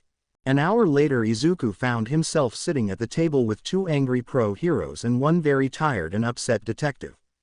He had just finished retelling everything that had happened to the detective and he was now picking at the food on his plate, desperately wishing the floor would open up and swallow him whole. No one said anything as Detective Tsukauchi finished writing his notes. The tension in the air was thick and it made Izuku want to run to get away from the heavy atmosphere, but he wanted, needed, to know what the detective would say. "Well, at least that solved that mystery. I can finally close the case. I highly doubt we'll find his body at this point, but at least we know for sure he's dead. Izuku, I want you to know that you are not in any trouble. First off, it was self-defense, and second, your mom is the one who got rid of the evidence, and to top it all off you were 5. I don't think anyone would want to charge a 5-year-old with anything.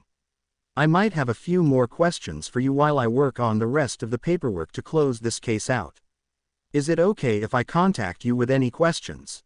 A timid nod from Izuku was all it took for some of the tension to be released. He saw both Aizawa's and Mike's shoulders drop as they finally started eating. Izuku followed their lead and started taking small bites of food. It was good, but after everything that had happened today he wasn't very hungry. All he wanted to do now was curl up in a ball on his bed and sleep for the next 10 years. Slowly the adults started quietly talking to each other, but Izuku wasn't listening. He was too busy trying not to fall asleep on his plate. "Izuku, you don't have to force yourself to eat or sit here until we're done. If you want to go to bed you are more than welcome to leave the table. I can put your plate in the fridge in case you get hungry later." Izuku looked to his left and found Mike with a soft gentle smile on his face. Blinking slowly, Izuku nodded and stood up. "Good night." A chorus of good nights rang out behind him as he made his way upstairs. Flopping onto his bed without bothering to change out of his clothes, Izuku closed his eyes and let the sweet promise of sleep drag him under. Shota woke up the next morning feeling like complete and utter crap. Yesterday there were too many emotions and almost none of them were good. Shota felt more tired than ever, but at the same time too big for his own skin. He itched to run across the rooftops and beat the shit out of villains, just to distract himself. If he was feeling that way, he could only wonder what Izuku would feel like when he woke up. Shota decided he would gauge the kid's mood when he came down later and would make a plan based on that. If the kid seemed like he needed a distraction, Shota would take him on patrol. On the other hand, if he seemed like he just wanted to stay home and be reminded that he was safe, cared for, and loved, then Shota would call in. That was one of the perks of being underground. He was a freelance hero. He would work for whatever company needed him at the time and he could make his own schedule. He usually liked to keep to the same routine, especially with being a teacher, but he could take a day off now and again and no one could say a damn thing about it. It was wonderful. As Shota slowly sipped his third cup of coffee that morning, he decided that was a good plan. He would support the kid in whatever way he needed. That was a lot of shit that got dredged up, that he was made to relive several times. Izuku was a good kid, who seemed like life had knocked him down too many times. Now that Shota was here, he was determined to keep him standing, or at the very least reach out a hand when he was knocked down again. Deep in his thoughts he didn't notice the teen creeping down the stairs, nor did he notice him as he made himself a bowl of cereal and poured his own cup of coffee, which was more cream than coffee by the time Izuku was done with it. No, Shota only noticed the kid when he sat down next to him. If he wasn't so good at hiding his emotions, he would have jumped at the teen's presence, but the only clue that he was caught unaware was a slight widening of his eyes and his fist tightening around the handle of his mug. "Morning, Izuku. How are you feeling?" A half-hearted shrug was all he got in response. How helpful. He was so glad that the one time that he really wanted to know how the kid was feeling he clammed up. Wonderful. Now Shota had to really work to figure out what he was planning on doing. Kick ass, or stay home. It could go either way. A slight shift and a tug on a shirt, as if it didn't feel right on the skin, or it was too tight and suffocating. Shota watched closer, out of the corner of his eye as he took another sip of lukewarm coffee. Rolling of shoulders, hand through the hair that pulls at the roots. He knows what option to go with.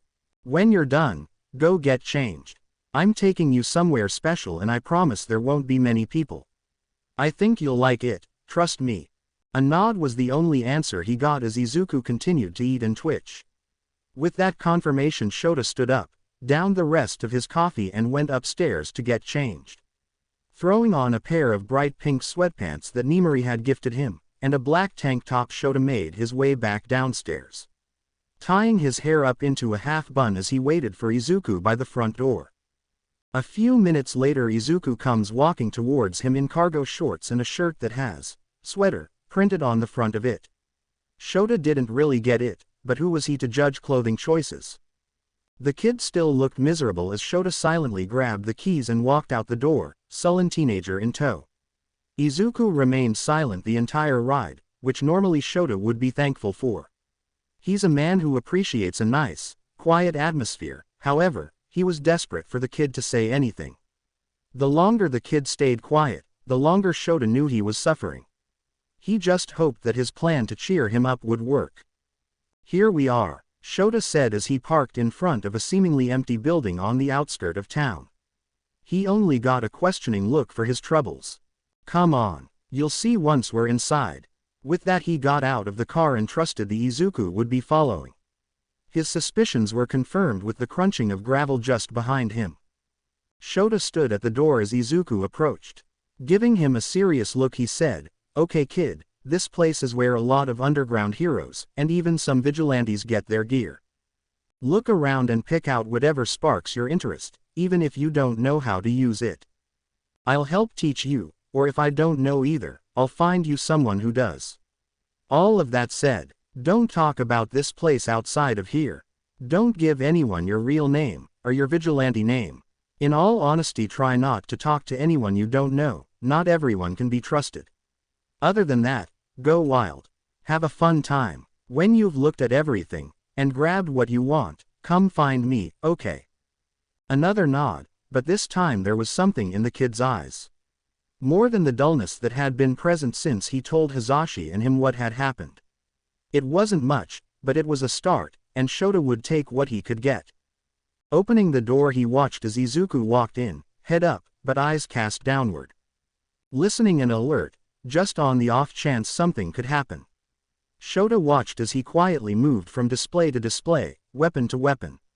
Always avoiding guns, but never stopping at any table for very long.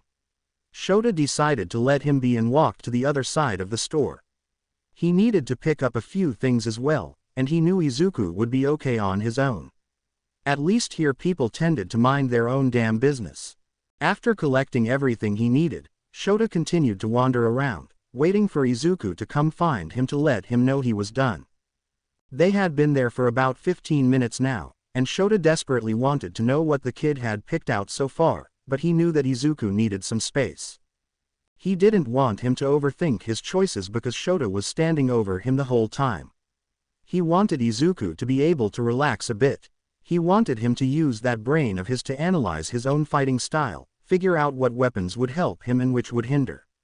Maybe if Izuku looked better once they had purchased everything, Shota would ask him to break down his thought process for each choice. The kid always seemed happy to rattle off his analysis. Another 5 minutes and the small teen was walking over to him. Shota honestly expected him to have more in his hands, but when he looked at the teen he held only 3 items. A pack of flash bangs, a taser, and what seemed to be a collapsible bow staff. Shota decided not to comment on the kid's small selection, especially when he could see the determination in his eyes. Instead he nodded and together they silently walked out to the front and paid. Once back in the car, Izuku cradled his bag to his chest, as if Shota would take these items away. Which was preposterous, but he could understand where the kid was coming from. "Can I tell you something?" "Of course.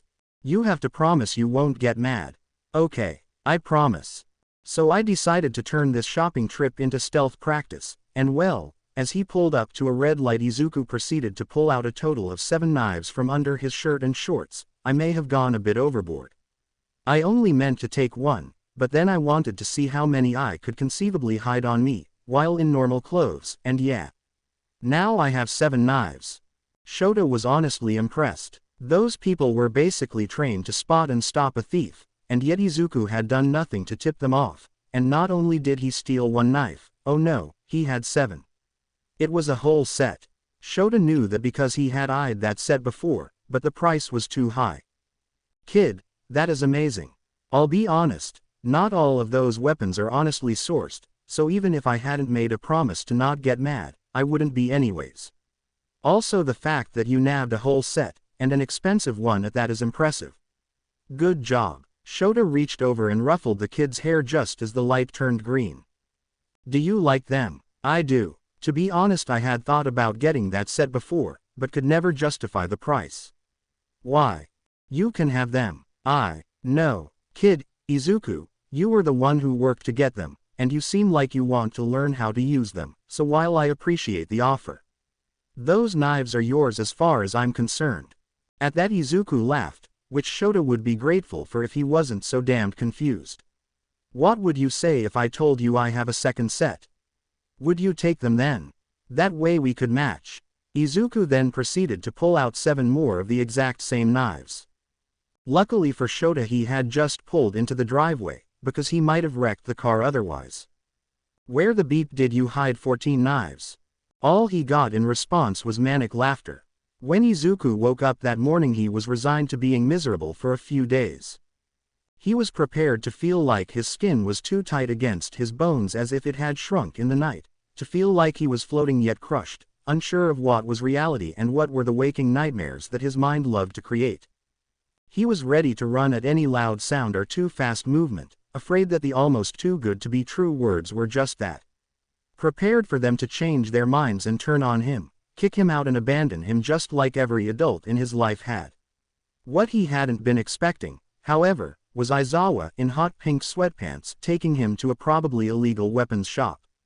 Izuku knew that Aizawa was concerned, if the glances that he kept sending his way when he thought Izuku wasn't looking was any indication. Izuku knew that he should assure him that he was fine, it's nothing he hasn't dealt with before. Izuku could handle his big boy feelings. He just couldn't find the words to tell him, and to be honest, Izuku couldn't really find it in himself to care. Not on the first day. Hell, he had been planning on hiding away in his room until he felt like himself again, but when his stomach rumbled and cramped, the need to eat had won out. He had been hopeful that no one would be in the kitchen, but of course nothing works out the way he wants it to. The store was fun. There were a lot of cool weapons that he had never seen before and some that he had only seen in movies, or in the hands of villains. He had seen several things that he wanted to add to his arsenal, and Aizawa had said he would teach him, so he picked them up. Izuku had also decided to turn this into a mission, and with how shady this whole place was, he didn't feel too bad about grabbing a couple sets of knives. It was hard hiding them all on his person, but Izuku was nothing if not determined. In the end he had managed to nab both sets. He probably should have only taken one, but he really wanted to have a matching set with Aizawa without anyone knowing. When they had gotten back in the car, he was worried about confessing what he had done, but when he saw the look of pride and bemusement when he had pulled out the first set and shoved his fears aside. The reaction he got when he pulled out the second set though was priceless. Izuku was already back in better spirits, and assumed that their trip that day was all that was planned. That was until Aizawa slinked past him a few hours later and cryptically told him to be ready for tonight. Izuku was sure the old man was finally losing it. Like, what the beep was that supposed to mean? God, Izuku hoped it meant they were going to go on patrol. It might have only been a few days since he's been out, but he's starting to go a little stir-crazy just sitting inside all day and night. He misses running on the rooftops and taking down villains, helping people. So with 10 minutes before 10, Izuku was hastily putting on his black pants and hoodie, while rummaging around for his mask. Finding it in the bottom of his bag, Izuku wiggled back and forth in victory before sliding it on. Just as Izuku was putting on his shoes, there was a knock on his window. Looking over, he only sees a pair of eyes and a gray scarf. Letting out a small scream, Izuku flung the shoe he had in his hand at the window. It landed on the ground with a dull thud, and an unimpressed stare judging him from behind the glass. "You okay in here, little listener?" As Izuku looks over his shoulder, he sees Mike leaning on the doorframe with one brow raised and a concerned smile. "Yeah, I'm fine. Your husband is just creepy as hell," he says, point at the window where the eyes have moved closer and he can now make out the face of Aizawa. With a laugh and a shake of his head, Mike moved towards the window and opened it. Aizawa then climbed through the opening. Picking up the shoe that was thrown, he handed it to Izuku. "Sorry for scaring you, kid. I figured I would pick you up from here since this room has the best access to start roof hopping. It's much easier to start here than going into the city and climbing up to one. You could have warned me ahead of time instead of staring in at me like a creep," Izuku said with a raised brow and slight frown. Moving back to his spot at the door, Mike just laughed. "Have fun tonight, you two, and please be safe." With a pointed stare at both of them and a small wave and smile, Mike turned around and disappeared further into the house. Climbing out the window, Izuku followed Aizawa across different rooftops and further into the night. A good 30 minutes or so later found them both in the heart of the city, filled with late-night party-goers and those who would hunt on the ones they deemed easy prey. Izuku took a deep breath and smiled. He felt free and fully relaxed. This is what he needed: space to run free, get out any nervous energy by running or fighting criminals. It also helps that he no longer had to watch his back at every turn, because instead of trying to capture him, Eraserhead was by his side as a mentor and maybe more. With a devious smile, Izuku turned to face Aizawa. "Race ya." That was all the warning Izuku gave the pro before he was running off into the night, jumping from roof to roof, climbing fire escapes, hiding behind billboards when he felt the hero was getting too close, and smiling the whole time. The game of cat and mouse was a lot more fun when Izuku knew the consequences were most likely just a light-hearted scolding for running off and not potentially going to jail. Just as Izuku stopped at the ledge of an abandoned building with Aizawa's labored breathing behind him, he heard a scream come from below. The lights from the billboard across from them made it impossible to see anything below, so with a serious look at Aizawa, both of them slowly started to slink down the fire escape. The closer to the bottom they got, the better Izuku could see. It looked like there were about 3 large men.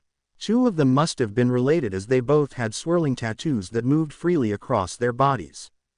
Izuku guessed that that was their quirk, most likely something akin to Aizawa's capture weapon, with the exception that they came out of their skin. Izuku wondered how strong the hold was, and if they could then pull anything into the tattoos, or if it acted like another pair of hands. The third man was less obvious.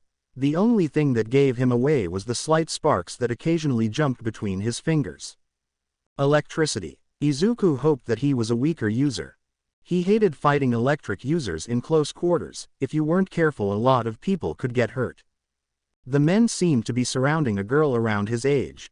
She had pink skin and hair, and her scleral was completely black, though her irises were a mesmerizing golden color.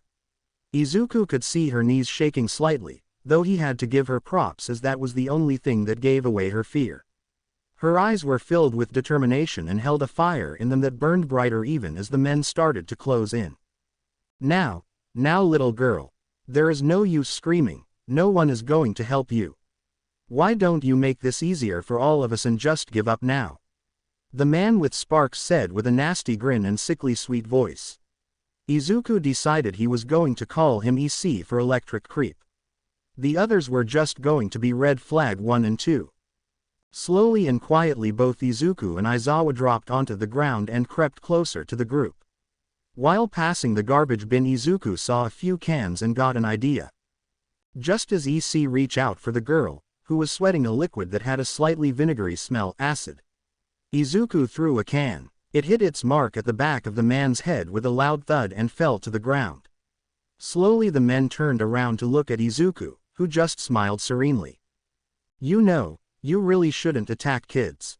I mean, are you so insecure with your own abilities that the only target you could think of taking down was some poor teen that was most likely on her way home? Izuku tutted. A shame really. I mean, I've taken a lot of villains in my years, but none as depressing as you lot.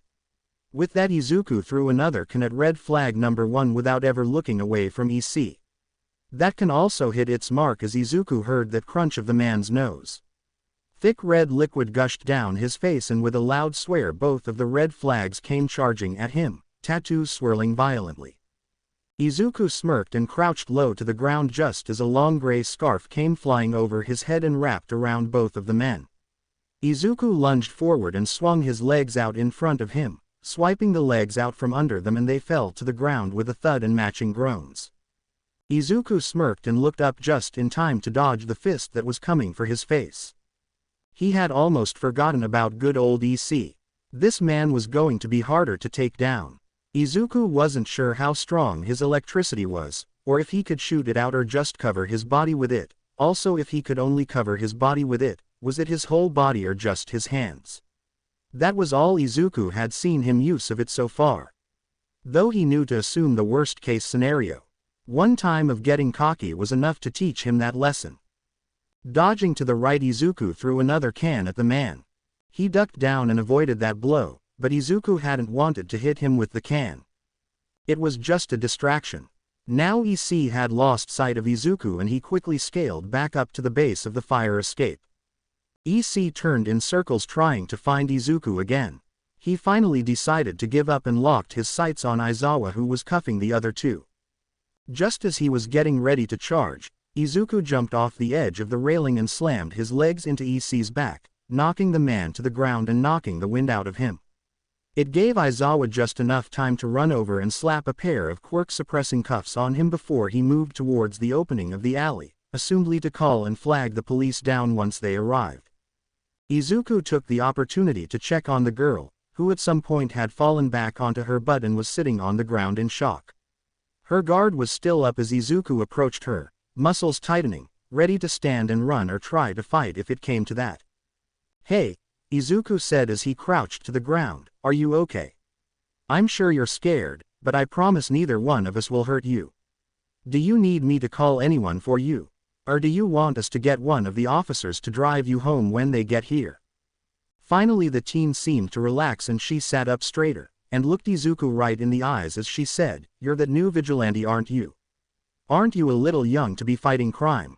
You can't be older than me. Also, I trust you, but do you really expect me to trust the man who looks like he's been homeless for months and survives off jelly packets?" Izuku laughed loudly, and waved off Aizawa when he looked over with a raised eyebrow. "Believe it or not, but that man is a pro hero. He's just underground so he doesn't have to keep up with looks as much. It also helps so he can blend in and people tend to just brush him off as unimportant, that way it's easier for him to catch criminals. As for the jelly packets though, well, you might be onto something there, but in his defense they are really good." All Izuku got in response was a hum as the girl stood up and brushed herself off. "My name is Mina Ashido.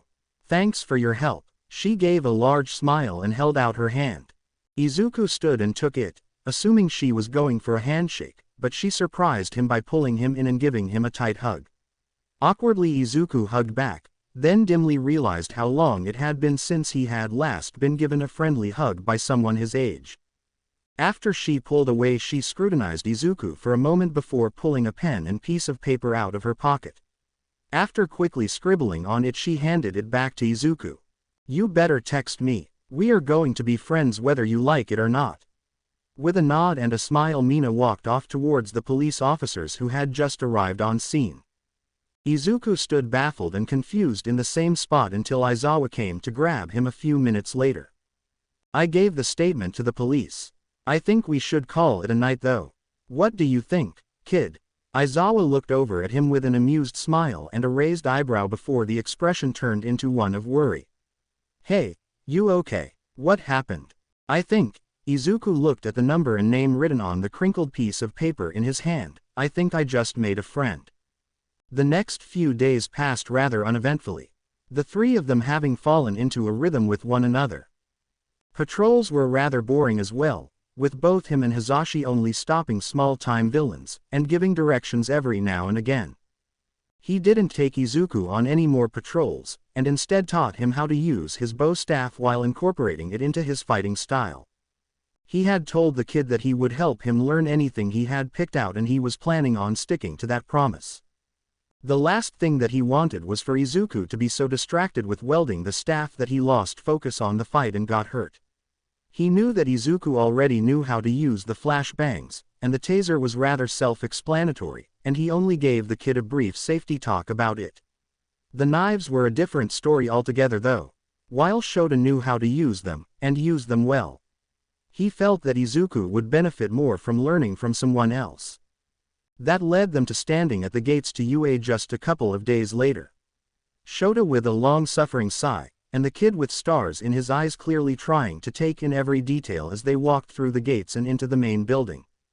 This place is huge. The doors are massive, but still incredibly light, so it's easy for everyone to open, while still accounting for those with quirks that affect their size. I wonder what it's made of that makes it so light. It's clearly not just any type of wood. That is, if it is even wood at all. So maybe the better question is, what type of material is it made of? It can't be anything that would bend or break easily, especially with the amount of strength-enhancing quirks that could potentially get out of hand. Maybe titanium. It's incredibly durable, it has a high melting point and strong resistance to corrosion, which is good for those with fire or acidic quirks as well. The kid was mumbling so fast that Shota could barely understand him. He was about to ask Izuku to repeat himself when clapping came from behind them. Very good deduction. The doors are in fact made of titanium. Dear God help Shota, he knows that voice. I'm so pleased to finally meet you. My name is Nezu and I'm the principal of UA. A sharp smile and beady black eyes stared back at the both of them. A gasp. I'm so honored to meet you. You are one of my favorite heroes. I know that you don't do patrols or anything, but the work you do behind the scenes, the cybersecurity, the planning. There are several missions that would have failed had they not gotten your input and followed your advice. Nezu chuckled. So you know about some of my work outside of running the school. How interesting. Most of that is pretty hard to find, or locked behind a great deal of secure firewalls. I wonder, how did you get that information? The look in the principal's eyes was not something that Shota liked. It was the look he got when he was interested in something. I promise you won't get in trouble no matter how you obtained it. I am just truly curious. Looking bashful, Izuku responded with, well, to be honest, the firewalls weren't really that secure, and as long as you know where to look you can find anything you want. It just took a couple of hours at the library to find everything. God please kill Shota now. Strike him down and put him out of his misery. That is not what he wanted to hear the kid say. Not very secure you say. Would you be interested in coming with me to my office to show me why you think that? Maybe even tell me ways that you think it could be improved. A tilt of his head and Shota knew he needed to step in. Actually, we already have an appointment with Snipe. He's going to show the kid how to throw knives with accuracy and smoothly while fighting. Shota grumbled the words, hating how the kid seemed to briefly deflate before perking back up slightly at the prospect of meeting a new hero and learning how to use his new knife set. Too bad. Though I will need to see him soon to discuss all of this, for security purposes. You understand, right Aizawa? How about the end of the week? The sooner the better after all. With that Nezu left with another sharp smile that showed all of his teeth and manic laughter. Security purposes his ass. Shota knew how strong those firewalls were, and just how hard they were to get through. It was impressive that Izuku got through them on his own and seemingly easily, considering the rat had made those firewalls himself. Shota also knew that once the rat had his paws on the kid, it would be hell for him.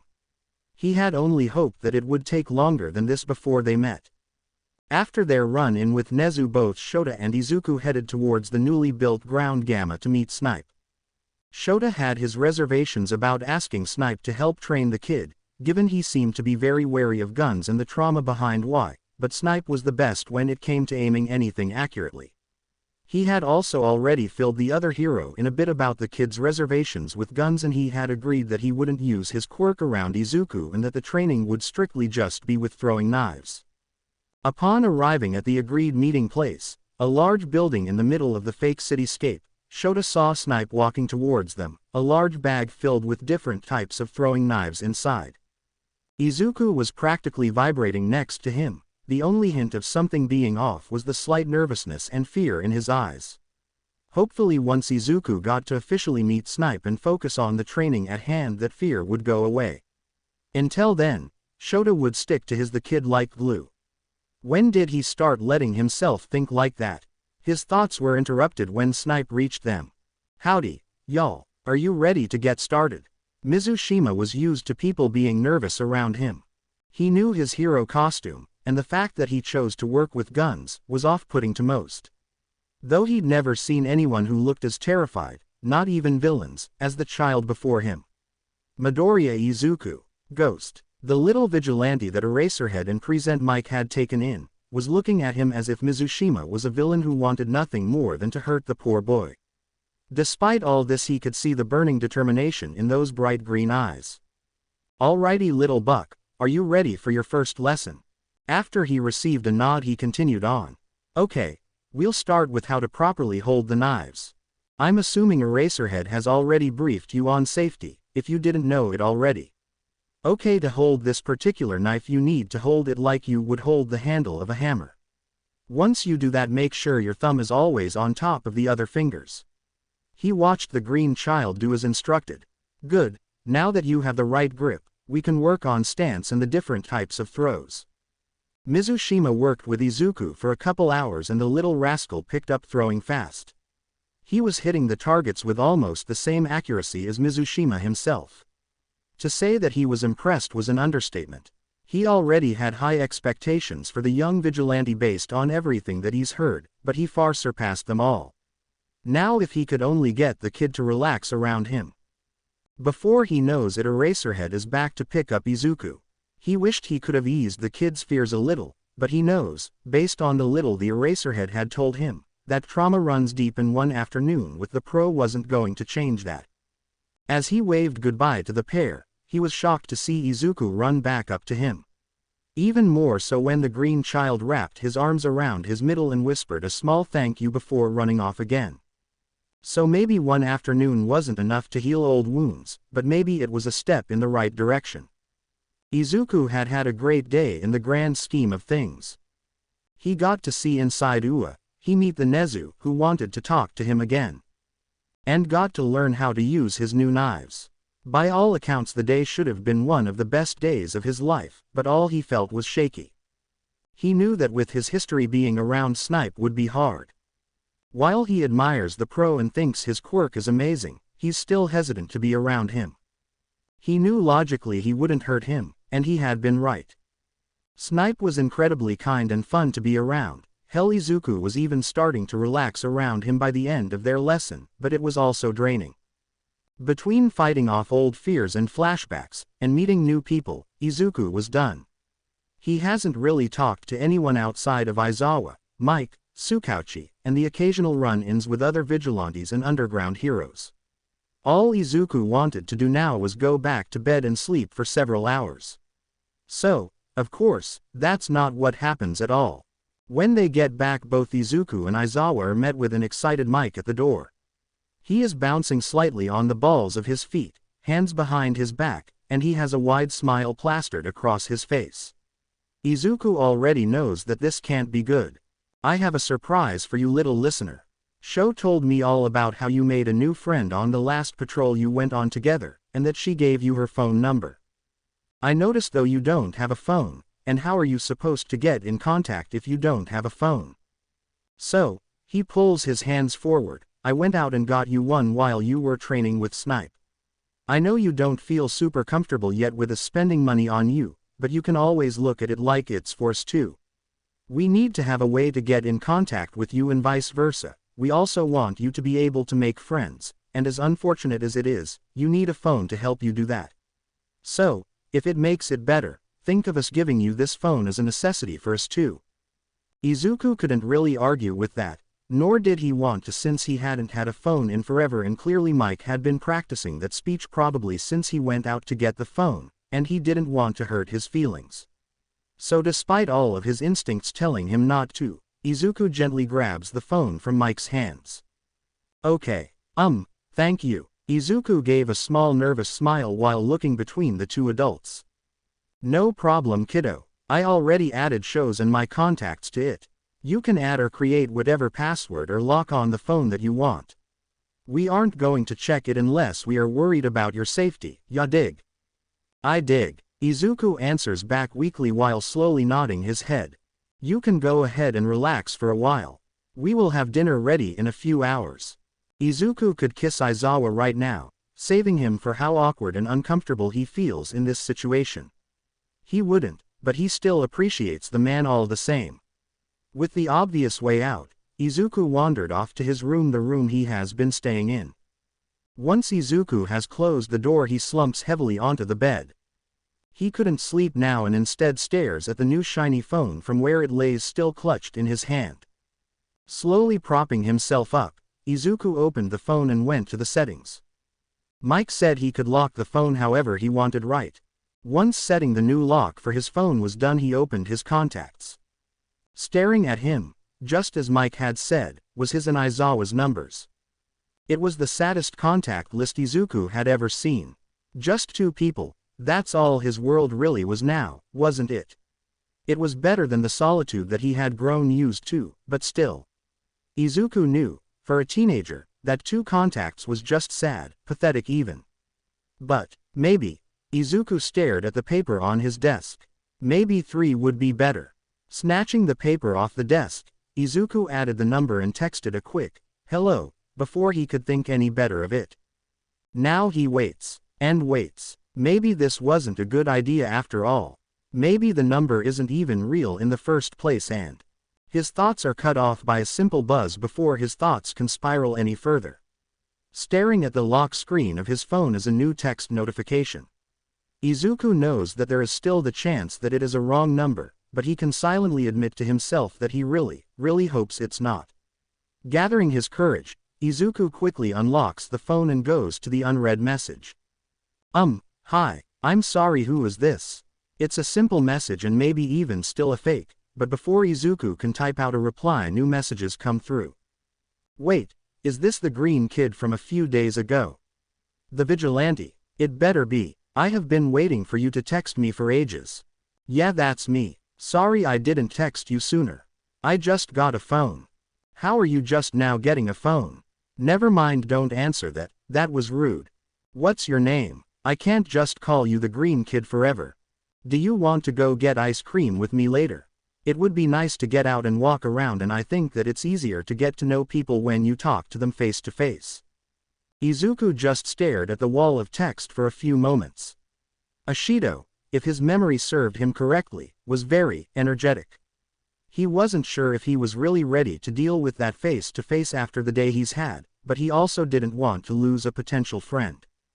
Just call me Izuku. I don't really go by my family name. I have to check with my guardians to see if I can go.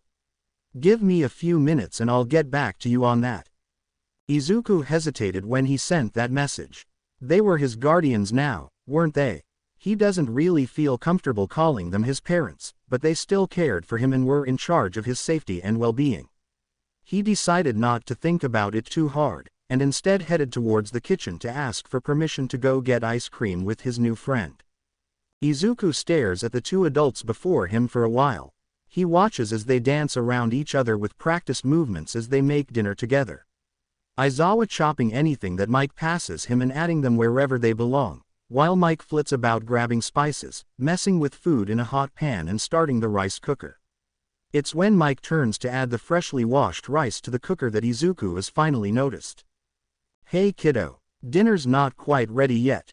Maybe about 20 more minutes.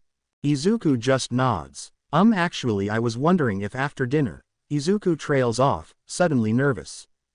He's not used to asking for permission to go anywhere. Normally there is no one around to care, he can go and do as he pleases. Not anymore though. No, now Mike and Izawa are here, and they care about where he goes and what happens to him. It's a strange feeling, but not a bad one. Beeping in a large breath, Izuku finally manages, I was wondering if after dinner I could go get ice cream with Ashido. It was rushed and maybe a tad bit on the louder side, but Izuku finally got the question out. Now he just needed an answer.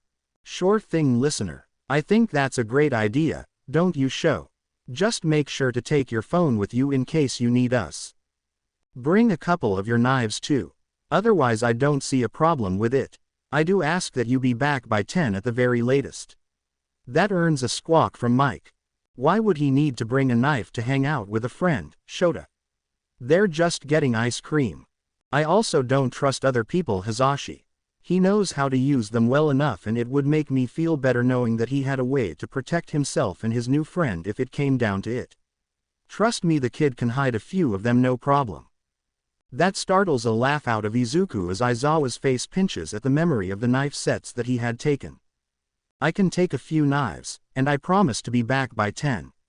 If something happens that, for some reason, delays that, I will text one of you. God, Izuku hopes that was the right thing to say. A blinding smile from Mike is all the confirmation he needs that it was.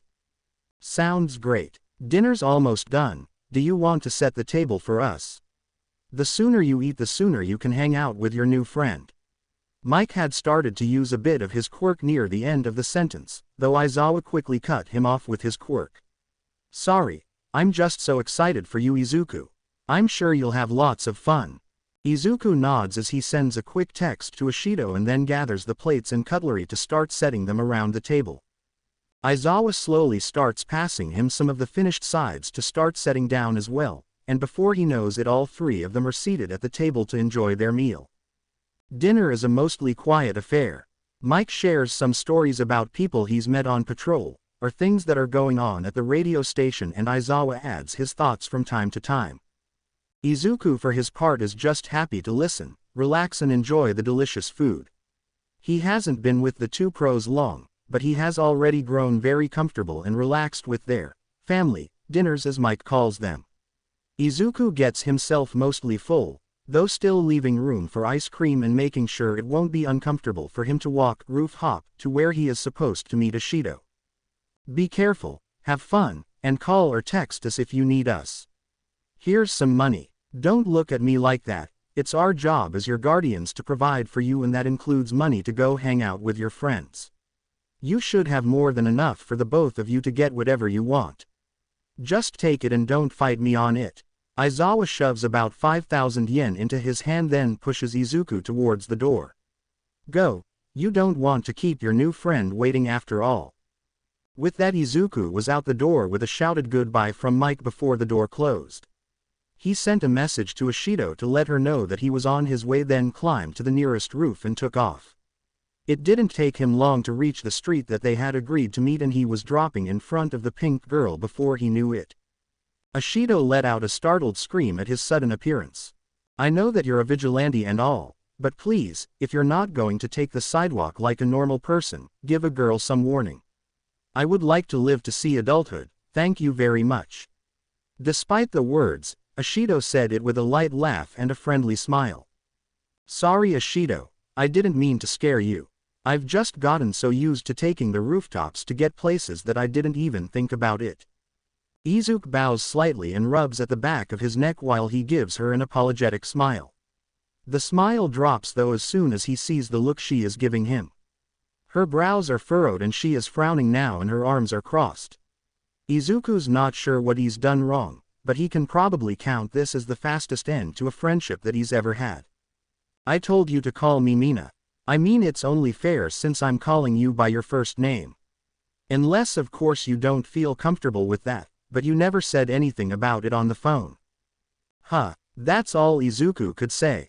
Maybe this wasn't an end to the blooming friendship like he had thought it was, as he grabs his phone and looks through their conversation. Sure enough, just after Izuku had told her his name and that he was going to ask for permission, she had responded with a simple, "Then call me Mina." that Izuku just hadn't seen between the talk and dinner. Oh, sorry, I didn't see that. I'm good with calling you Mina, as long as you still want me to. It came out as more of a question than anything else, but all Mina did was smile at him and respond with a bright, of course. Before she grabs his hand and drags him in the direction of the ice cream shop. Oh, I hope you don't mind. I also invited another friend of mine that I go to school with. Don't worry, he's super nice, and if for some reason he's not nice to you then I'll beat him up MK. All Izuku can do is nod. He's been doing that a lot lately. He's just not used to people treating him normally, or be willing to stand up for him. It truly is a new concept to Izuku and he just hasn't learned how to navigate it yet. They stop in front of a building with soft pink swirly letters proclaiming it is Sweet Tooth ice cream. It looks cozy on the inside and even from the other side of the door Izuku can smell the ice cream and freshly made waffle cones. It makes his mouth water a little. It's been a while since he was able to enjoy something so simple as ice cream. Now that it was in front of him, he was excited. A giggle broke him out of his trance. I don't think I've ever seen someone look so excited about ice cream before. It's cute. Izuku flushes a deep red and stammers out, sorry, I just haven't had ice cream in a really long time. Mina stops and her smile drops. She's not frowning though, her lips are in a straight line and her eyebrows furrow together. You haven't been able to do a lot of normal things for a kid in a long time, have you? Izuku opens and closes his mouth like a fish. He's not completely sure what gave it away, and despite not having a new friendship since he was 4, he's pretty sure trauma dumping on someone the first time you hang out isn't how you're supposed to make friends. Luckily they are interrupted by another teenager their age with black hair and red eyes and a scar walking up to them. Hey guys, sorry I'm late. My mom's needed help with something before I could go. The new person flashes a smile and Izuku sees sharp teeth hidden behind his lips. Nice to meet you by the way. The stranger has fully turned to face Izuku now. My name is Kirishima Eijiro. Another smile and an offered hand. Izuku takes the offered hand and says, Hi Kirishima. My name is Izuku. Like I told Mina, I don't go by my family name, so. He trails off at the end and pulls his hand back to his side. This is how you interact with people, right? Izuku's pretty sure he's doing this right. That's super manly. Going by your given name is awesome, and if Mina likes you enough to let you call her by her first name, then you can call me by mine. Sure. Thanks Eijiro. Izuku offers him a small smile. Yes, he is nailing this. Well, as fun as this is, I say we go inside instead of standing around. Come on. With that Mina grabs both of their hands and pulls them both into the store. Izuku still has a smile on his face. To be continued. I hope you enjoyed this story. Also remember to subscribe and like this video. See you in the next video.